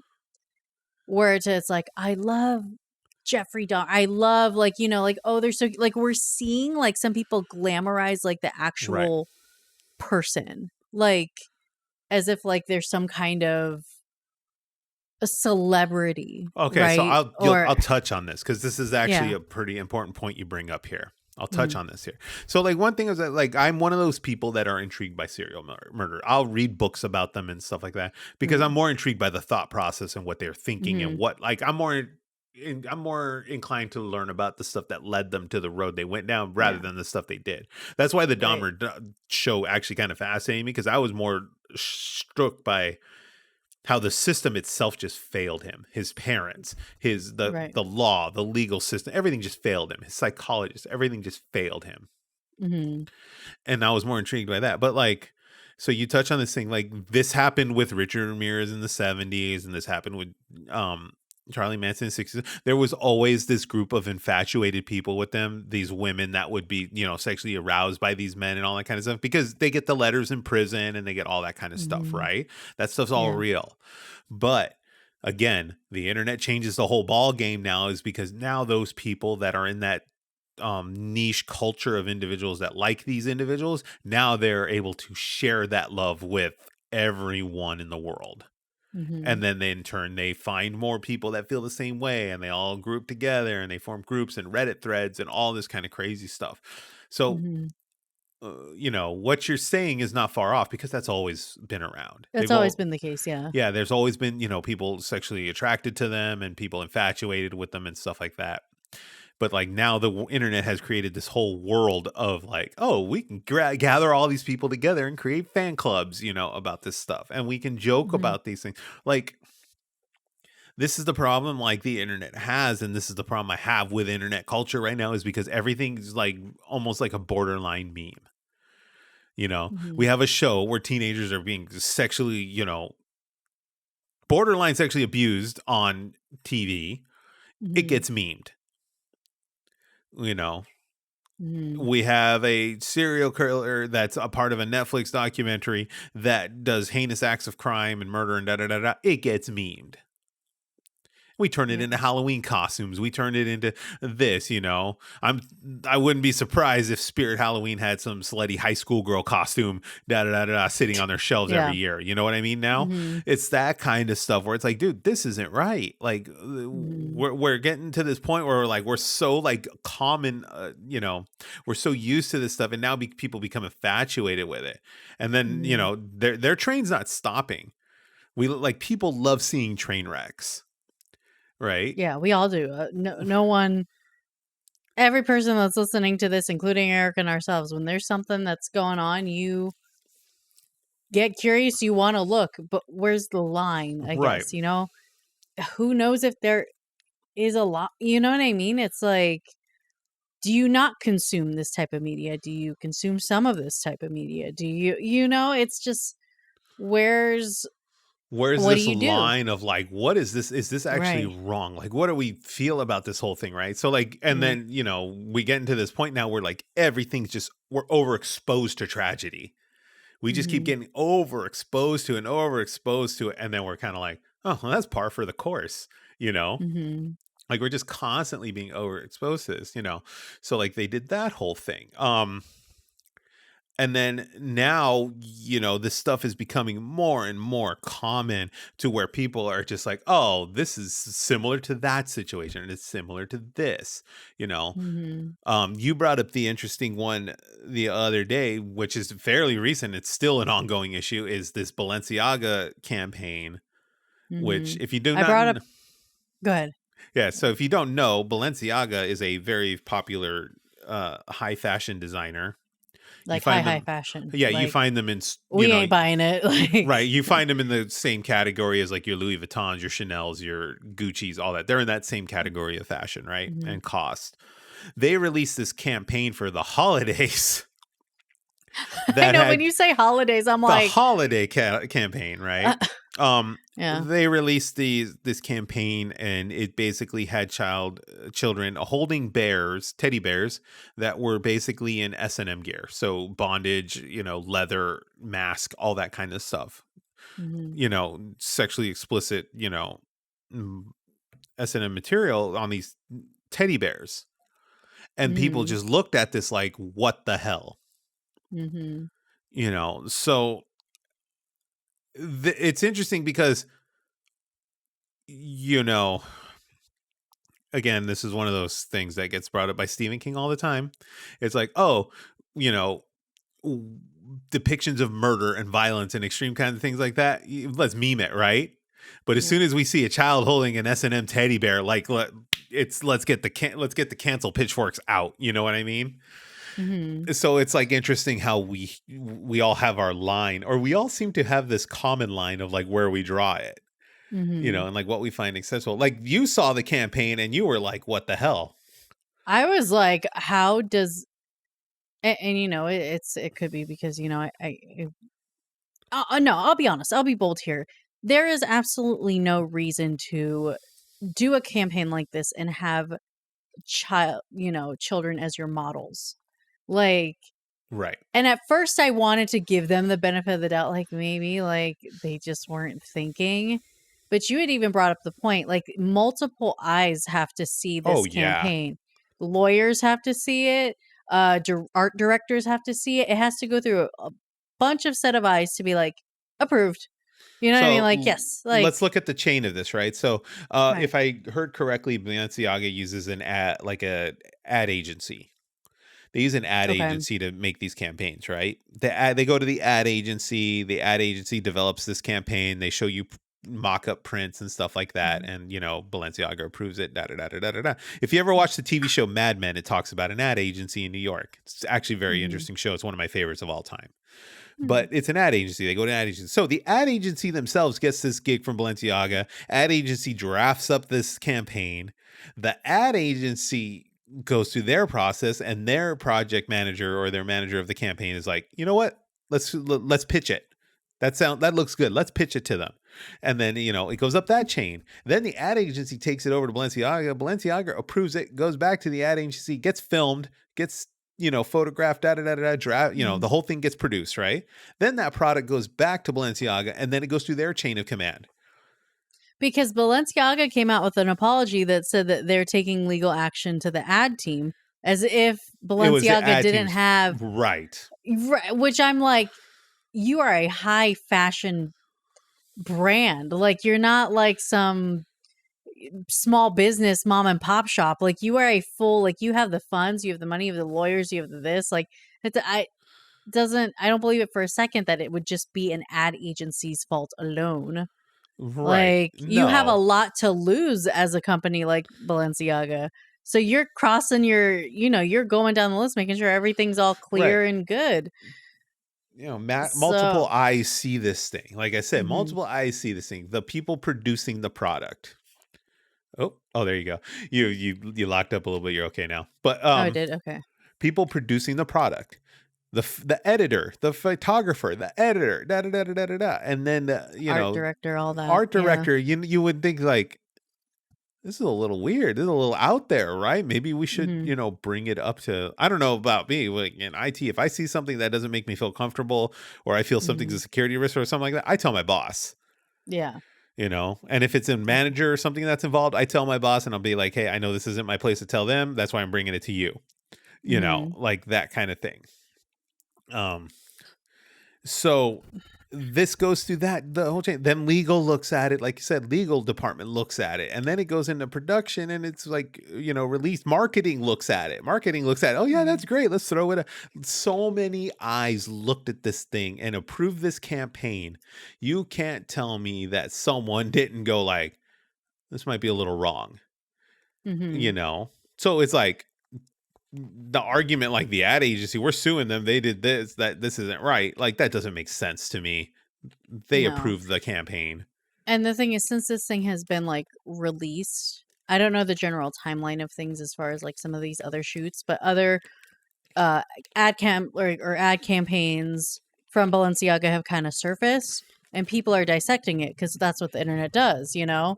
Yeah. And so they're finding things that, like, I can't give, like, the precise details on, but they're finding the name of, like, the photographer who has or for another photo shoot, I guess, has a weird set of photos depicting, like, Children and children that just don't look right. I can't really describe what the I would right. It's phrase one of the those things photos. that's quote depicted as quote unquote art, but you look at it and Art, you're like, yeah, this is wrong. you're like, "No, this doesn't look right to me." And then I guess one of the photo shoots had, like, Supreme Court documents on the desk Yeah. that talked about a child pornography case. And so now the internet's like, What the y'all hell's just have going? like like, are y'all just not paying attention? Do y'all like hate the kids? Like, do you like, um, so, but yeah, we're seeing a lot of people coming out now saying like, um, there's a desensitization with children. Right. Like, we're pushing it, the sexualization of children. Like,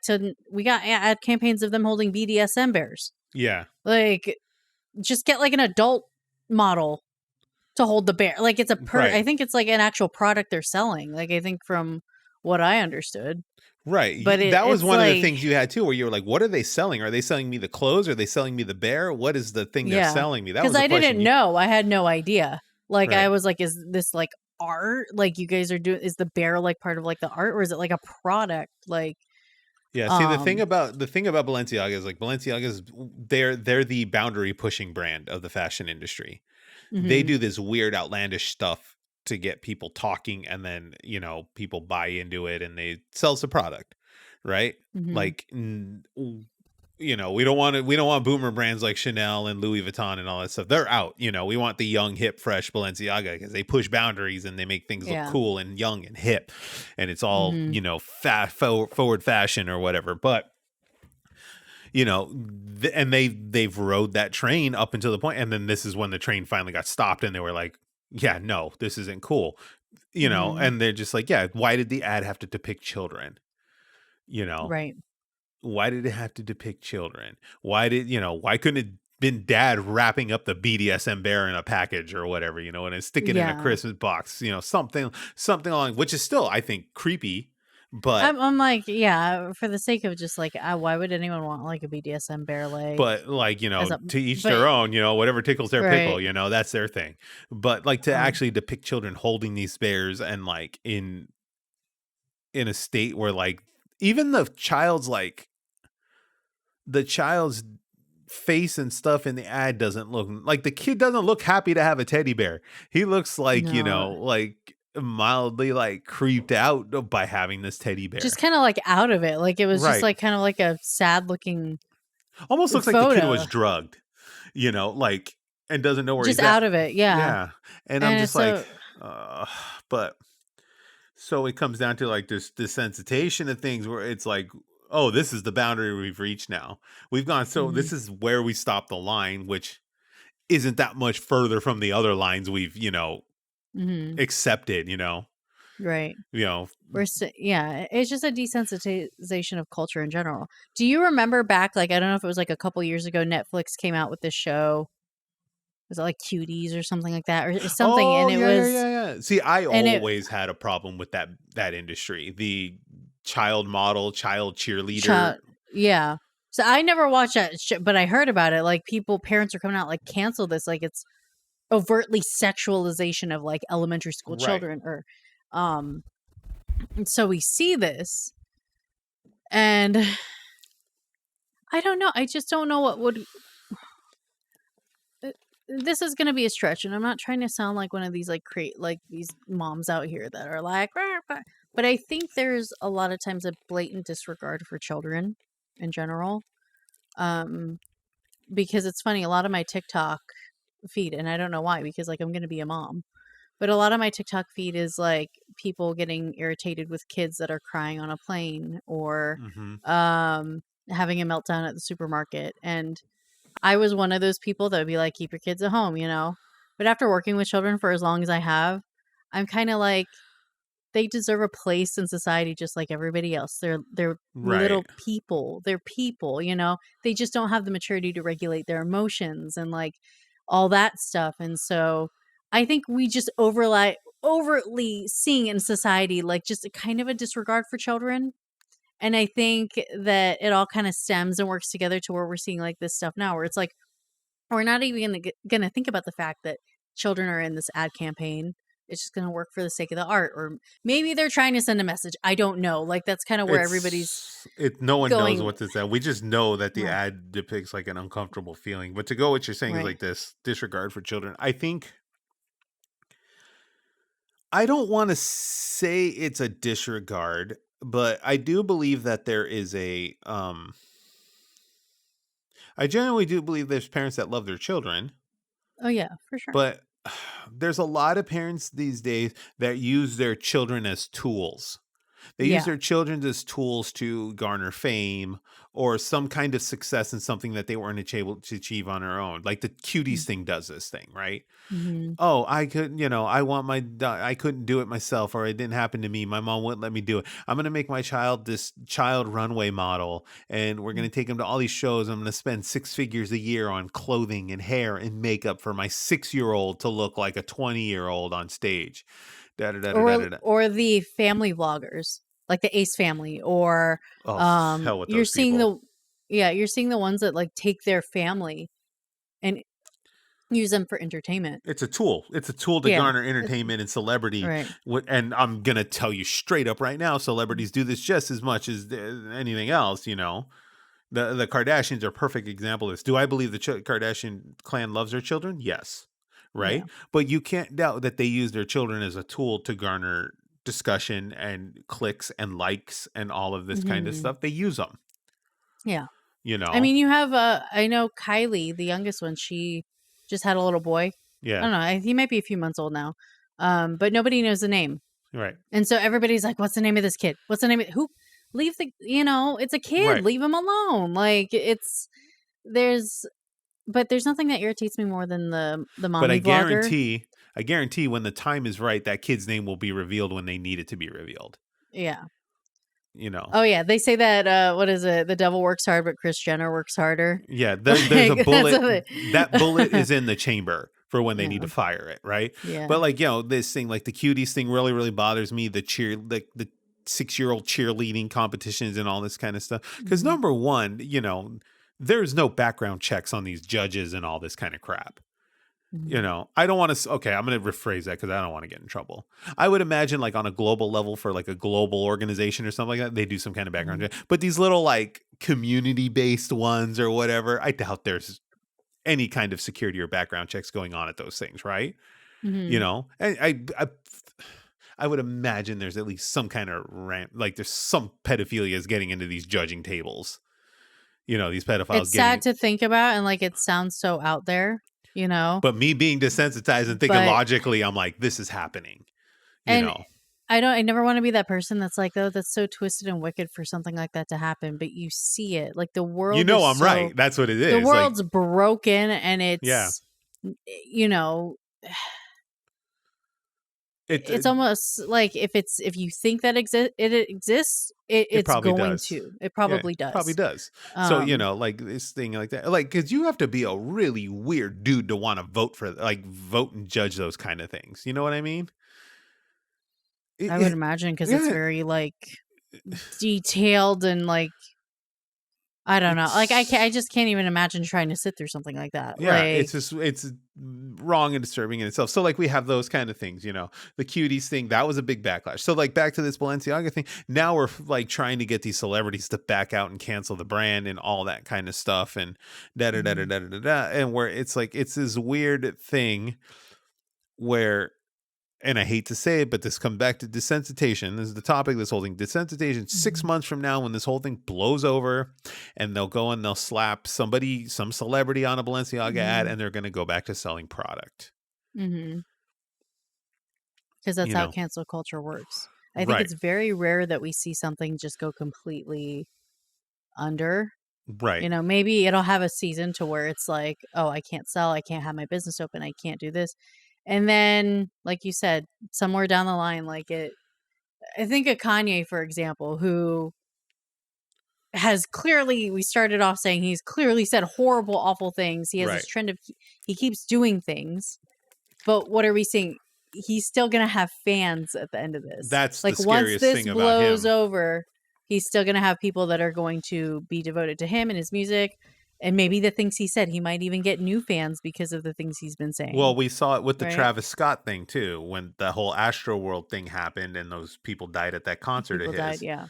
There was still people saying like it ain't Travis's fault. He's just out there entertaining and doing his job and da da da da da da. I was like, no, idiots. He can I'm stop it. like, no, he was encouraging the whole like pushing of the crowd. Like it's Right. He encourages it. right. So And it's so like but we're back to that boat now where it's like he's gonna release a record in the year or within the year and it's mhm, gonna trend and it's gonna sell and the tour's gonna sell out. Watch. mhm. Once the outrage Right. stops, because And we've talked about this before. People, we all are looking for the next thing that's going to grab our attention. right. So something's gone through cancel culture, something's gone through outrage. Eventually it loses its fire. People forget, people move on, people just don't think about it. Then the next thing, something new is always going to come up. So Balenciaga is just going to wait and wait and wait, Sure. and then we'll see what They'll happens. do another ad campaign. They'll clean up their act a little bit. Although it Mhm. is kind of interesting. I'm watching these TikToks. Like, there's no one in line to get into those stores right I now. saw that. Yeah.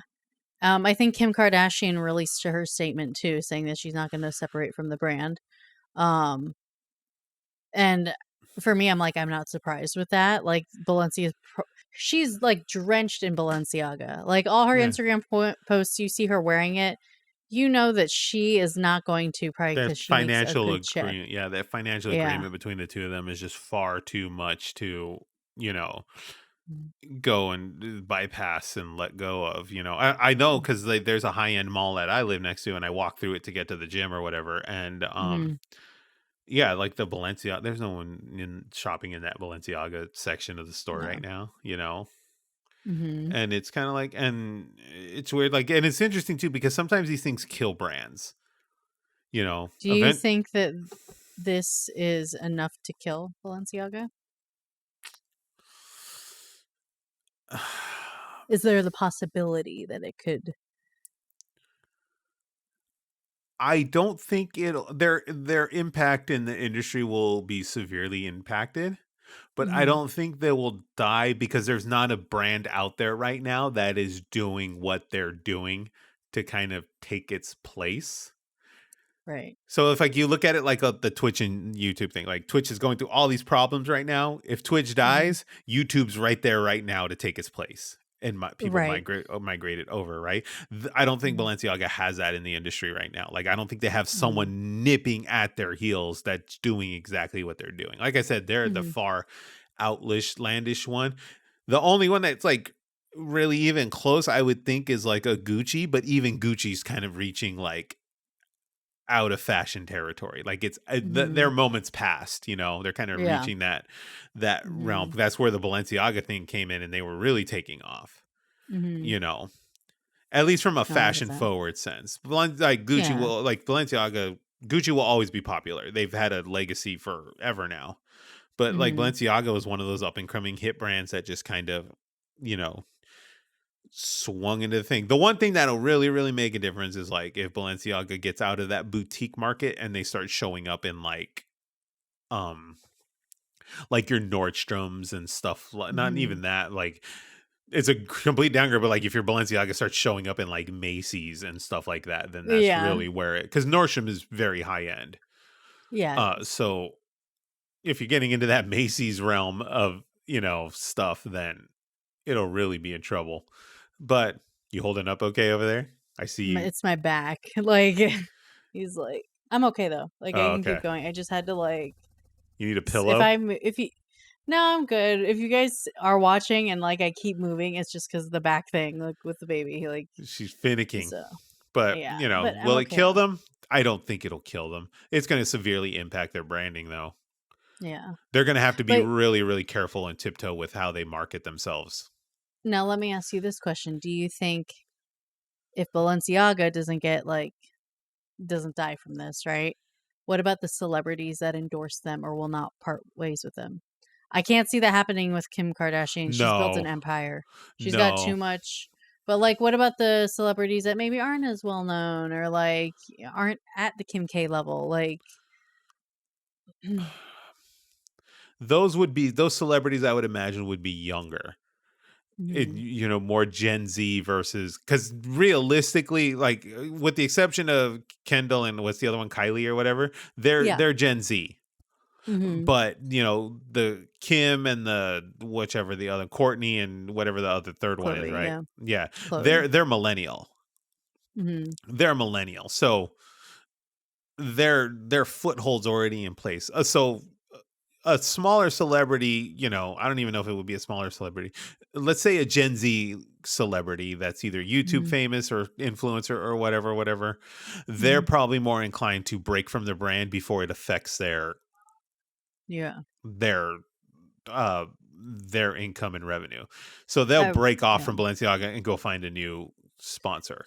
Yeah. And honestly, Balenciaga probably won't bat an eye. But with Right. Kim Kardashian being like one of their biggest ambassadors, I mean, I would like to see her step away from it and just be Right. like, look, this is, not what I stand for as a mother. Like, I think she even said, like, as a mother, I'm deeply disturbed by this. Um, but she said she was going to stick with the company. Yeah, Like, because like Kim um, Kardashian, like I said, they're millennial. They're millennial generation, right? The mm-hmm, people that are the women in millennial generation that the Kardashians market to can mm-hmm, afford the product. mm-hmm. Professional millennial aged women that are making six figures and up a Six year. figures. Yeah. they can afford the product. Whereas a young YouTuber who's got a Balenciaga sponsorship, their fan base may not literally be able to afford a Balenciaga product, so they go Yeah. and they shift towards a different Yeah. branding.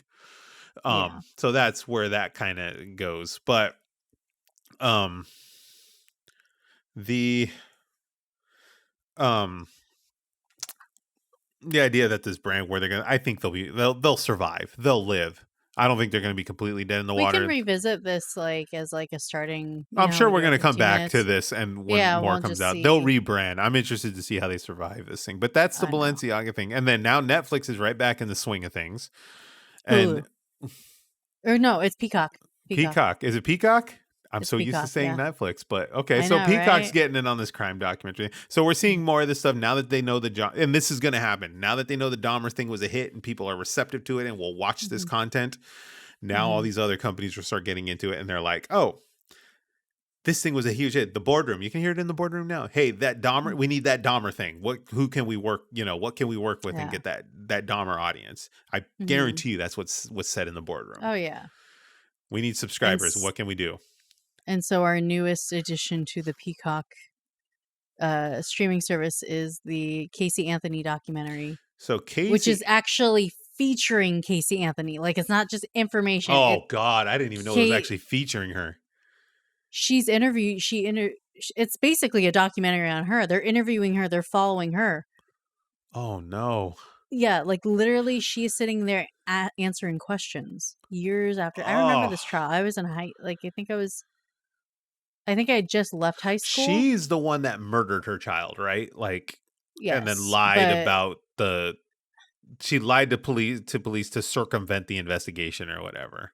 there was just a whole lot. Like everyone will have to kind of do their research on it because it's just a lot of Right. information. But essentially, Casey Anthony, her daughter goes missing for 31 days, and then she decides that she's going to call the cops. I think it was 31 days or something, Oh my 30 God. something days. And there were just a lot of little things in the investigation. Like her mom had reported that the back of Casey's trunk smelled like a dead body. Like, or Casey said that, oh, my daughter was with the nanny named something, but there was no woman that existed under that name. And so by the time we get to the end of the trial, it looks like, she is very much involved in the disappearance and the death of her daughter.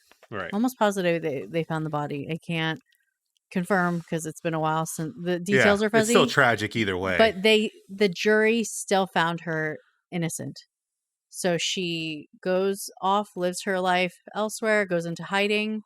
And you Why would did like it? to think like, okay, maybe she'll live in hiding for the rest of her life. Like people can move on from this. You want to see her in jail because honestly, Right. like the majority of people think that she did it, like based off this whole investigation. But what does she do? Or I don't know if it was Peacock. Maybe Peacock went to her. Hey, we want to do this documentary. They cut her a check. She decides to sit and tell her side of the story. I'm And interested to it's see like, how they found her not guilty. I just remember hearing the verdict and I was like, are you all like crazy? Like, they're like, how do you not It's report the your child OJ missing? thing. Like it's the I was OJ. going to say, it's like the OJ thing. Like, You very similar. that one I was really really young for. That one I was in junior Yeah. high. I must have been 12. I was I don't even think I was alive. When was OJ? Hold on. that was 93, 94. OJ Simpson trial was 90. He was acquitted in 95. So I Okay. was It just was a about toddler. 94. Yeah. It was about 94 when But you remember when he came out with that book that was like, if I had done it oh or yeah. something like We that? Yeah. own it. Oh, do we? Yeah, my mom and I own it. I But mean, I've never read it, but it's the same thing, and like you're looking at Casey Anthony. This trial has some time between it, but it's not very old. Like it's not something that was, I think it's been like 10 plus years. People still right. remember it. People still have like a emotional connection to this because it's this little girl that went missing. And now we're sitting here on Peacock. I haven't watched it on Peacock. I won't watch it on Peacock because it just gets me irritated that they gave her like a platform, like it's Yeah, actually it's her sitting there. disturbing. It's So I've watched the clips like on TikTok. So like people have just been like recording it. And so then I'll just kind of see because I don't want to sign up for Peacock. I'm not going to.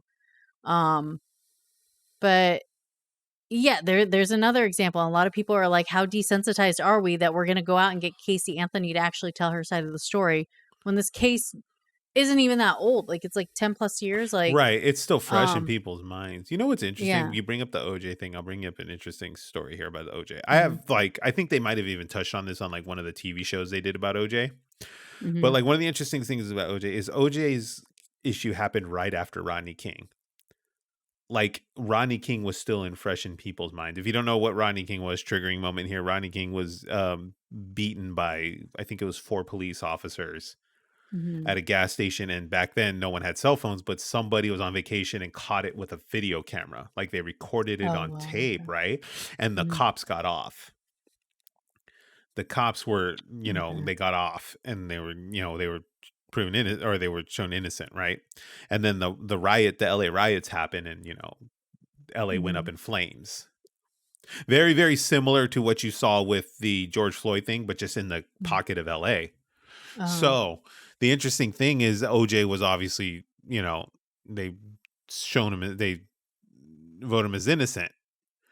But the interesting, I think, theory is since it was so fresh off of the LA riots and Ronnie King and all that kind of stuff, if the LA riots and Ronnie King didn't happen, OJ Hmm. probably would have been shown as guilty. Right. It's really, because what they did was back then, it's still kind of, it's been a long time since I looked at it, because plus it happened when I was a little kid.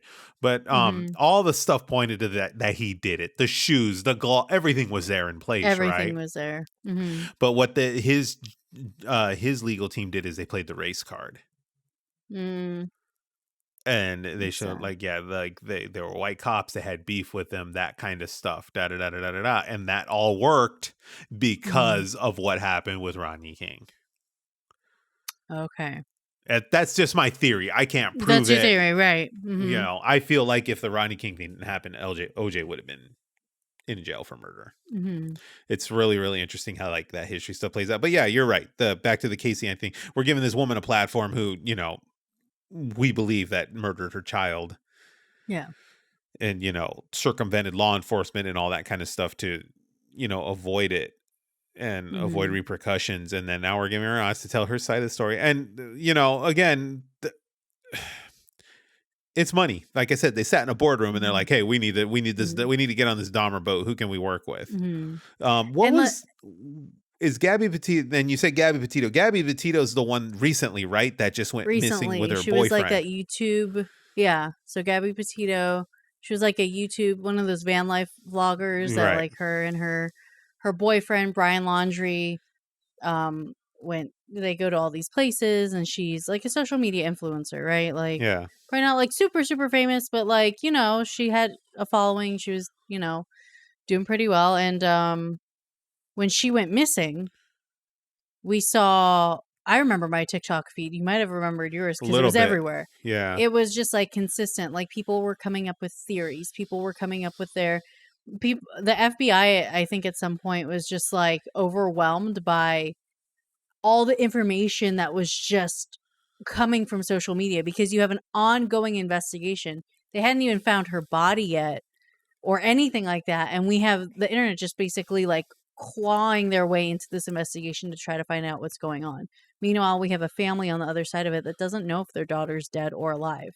Right. And that's And so it's like, is this desensitization? Is it like, where we become so obsessed with like what's happening that we forget like this is a real woman that right. could possibly be dead. And she ended up, they found her body, but at the time could possibly be dead.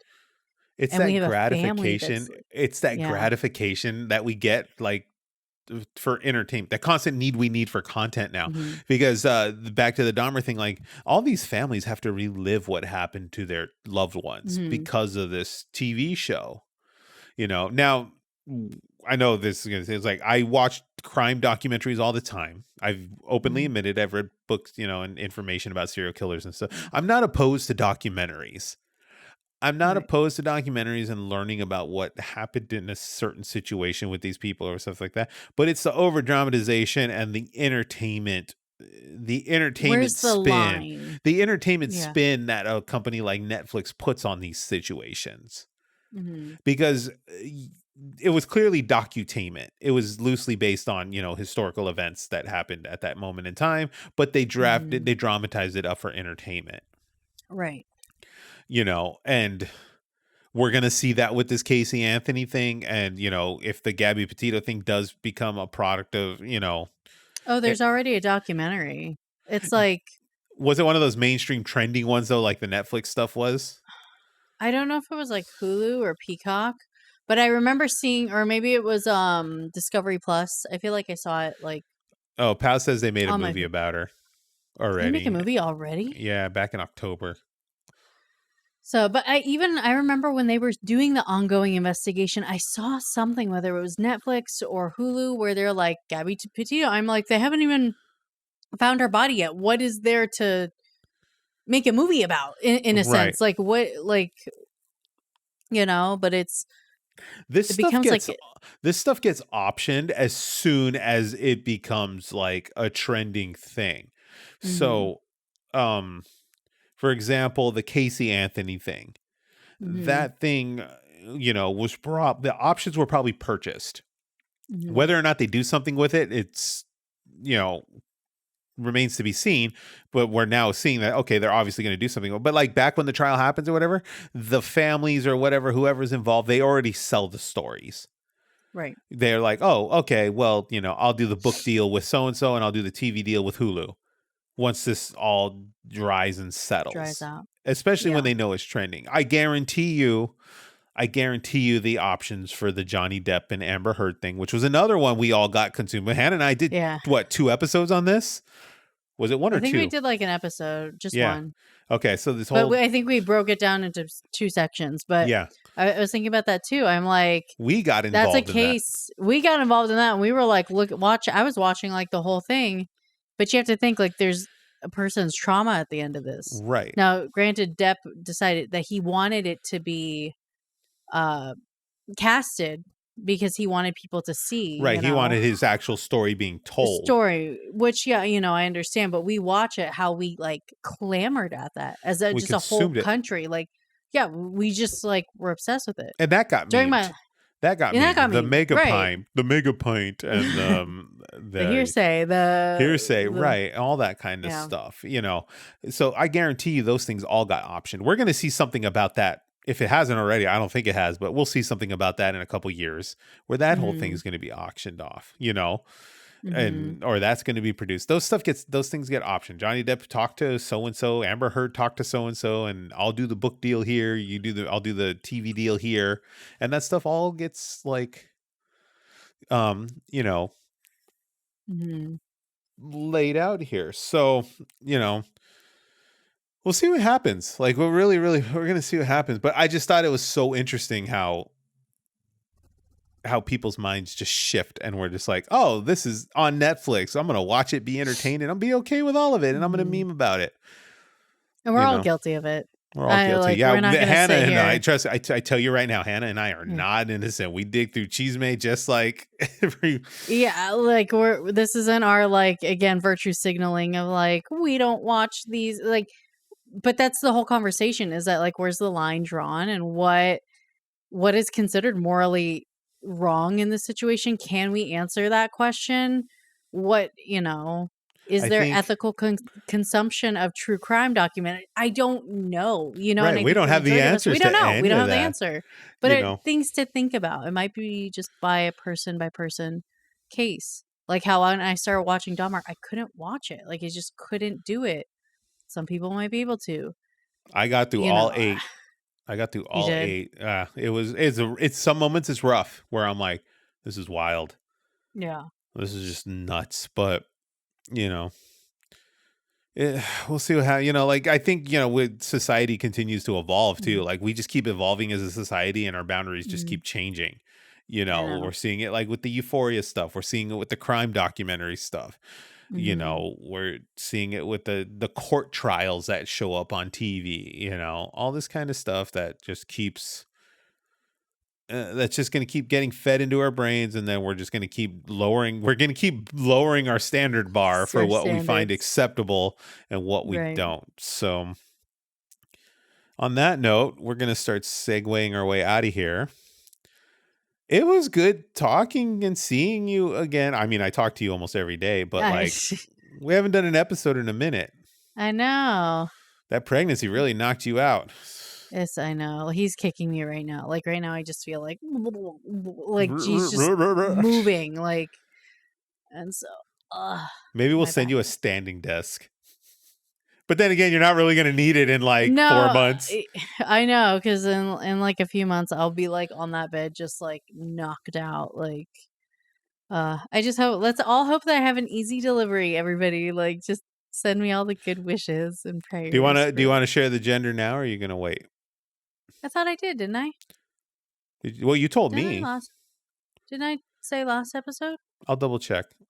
Maybe If I not, didn't. we'll know. We'll know It's a when you. boy. It's a boy. Hannah's gonna have a It's a little boy. boy. Now It's a everything's gonna boy. be blue. I know. It's gonna be all blue. Woohoo, He's a boy. boy. So I let's go know. ahead and we'll see you all again very, very soon. We're tentative, like it's not finalized, but we're tentative for right before Christmas. Is it the 17th? 17th. We just have to double check a couple things. There's Yeah. something So we're yeah, just Hannah waiting and at the I are moment. obviously going to talk. We're not going to make any full on like commitments to it yet, but we're tentative for the 17th. If we do not make it at that point, you know, we wish you all a happy holiday. We appreciate you. Thank you for listening over the course of the past year. Yes. We appreciate you all. You guys have been great. It's been a good year. We'll be back. Assuming we Hopefully. don't come back, we'll be back in January. Give or take. Good Friends, Good Games will be back in January. Oh, yeah. On that note, you can do the social media, ! social media. That will take you to the link tree where I have gone and put all the YouTube links, all the YouTube links, all of the Spotify links. Everything is in there. All these episodes are up on YouTube now. Did another lizard show up at your door? I thought it was a lizard, but it's a kid flying his kite. You should have seen You should have seen the There's big ass spider that we had way up in this bookshelf. Absolutely not. Absolutely not. I just saw something go by the window and I'm like, another iguana? It was funny. We had a big gigantic spider, right? And then like I went to go kill it, but he escaped and he rolled behind the bookshelf, and then we moved the bookshelf and he's gone. Oh, so you're gonna die tonight. That's basically what that means. He's gonna It's eat you. clearly not tonight because this happened like a week ago. So okay. he either died, like he died trying to save himself, or he's just waiting for the moment to strike. Where I know. he's gonna show up in my shoe or something, and then I know that's like the stuff that freaks me out. I can't rest until the bug I know is confirmed. I'm gonna like, knowing how like my life has gone over time or whatever. I think I'm gonna like die on the toilet. I'm gonna get bit by something while I'm on the toilet. I'm just gonna die there, and then it's gonna be that spider. They're gonna find me dead on the toilet. But we hope you all have a good holiday. If we don't see you, we appreciate you very, very much. You guys have been great. We'll let you know how it goes on the 17th! ! Social media. That'll get you the links to the YouTube. This is all on YouTube now. This one will be up on YouTube. It's up on Spotify. We got an Instagram account. TikTok stuff is in the process. Go ahead and follow us all at those links. We appreciate you very, very much. Hannah, it's been fun. We'll talk to you soon. It's been fun. Merry Christmas, everybody. It's that time. We'll see ya. See ya.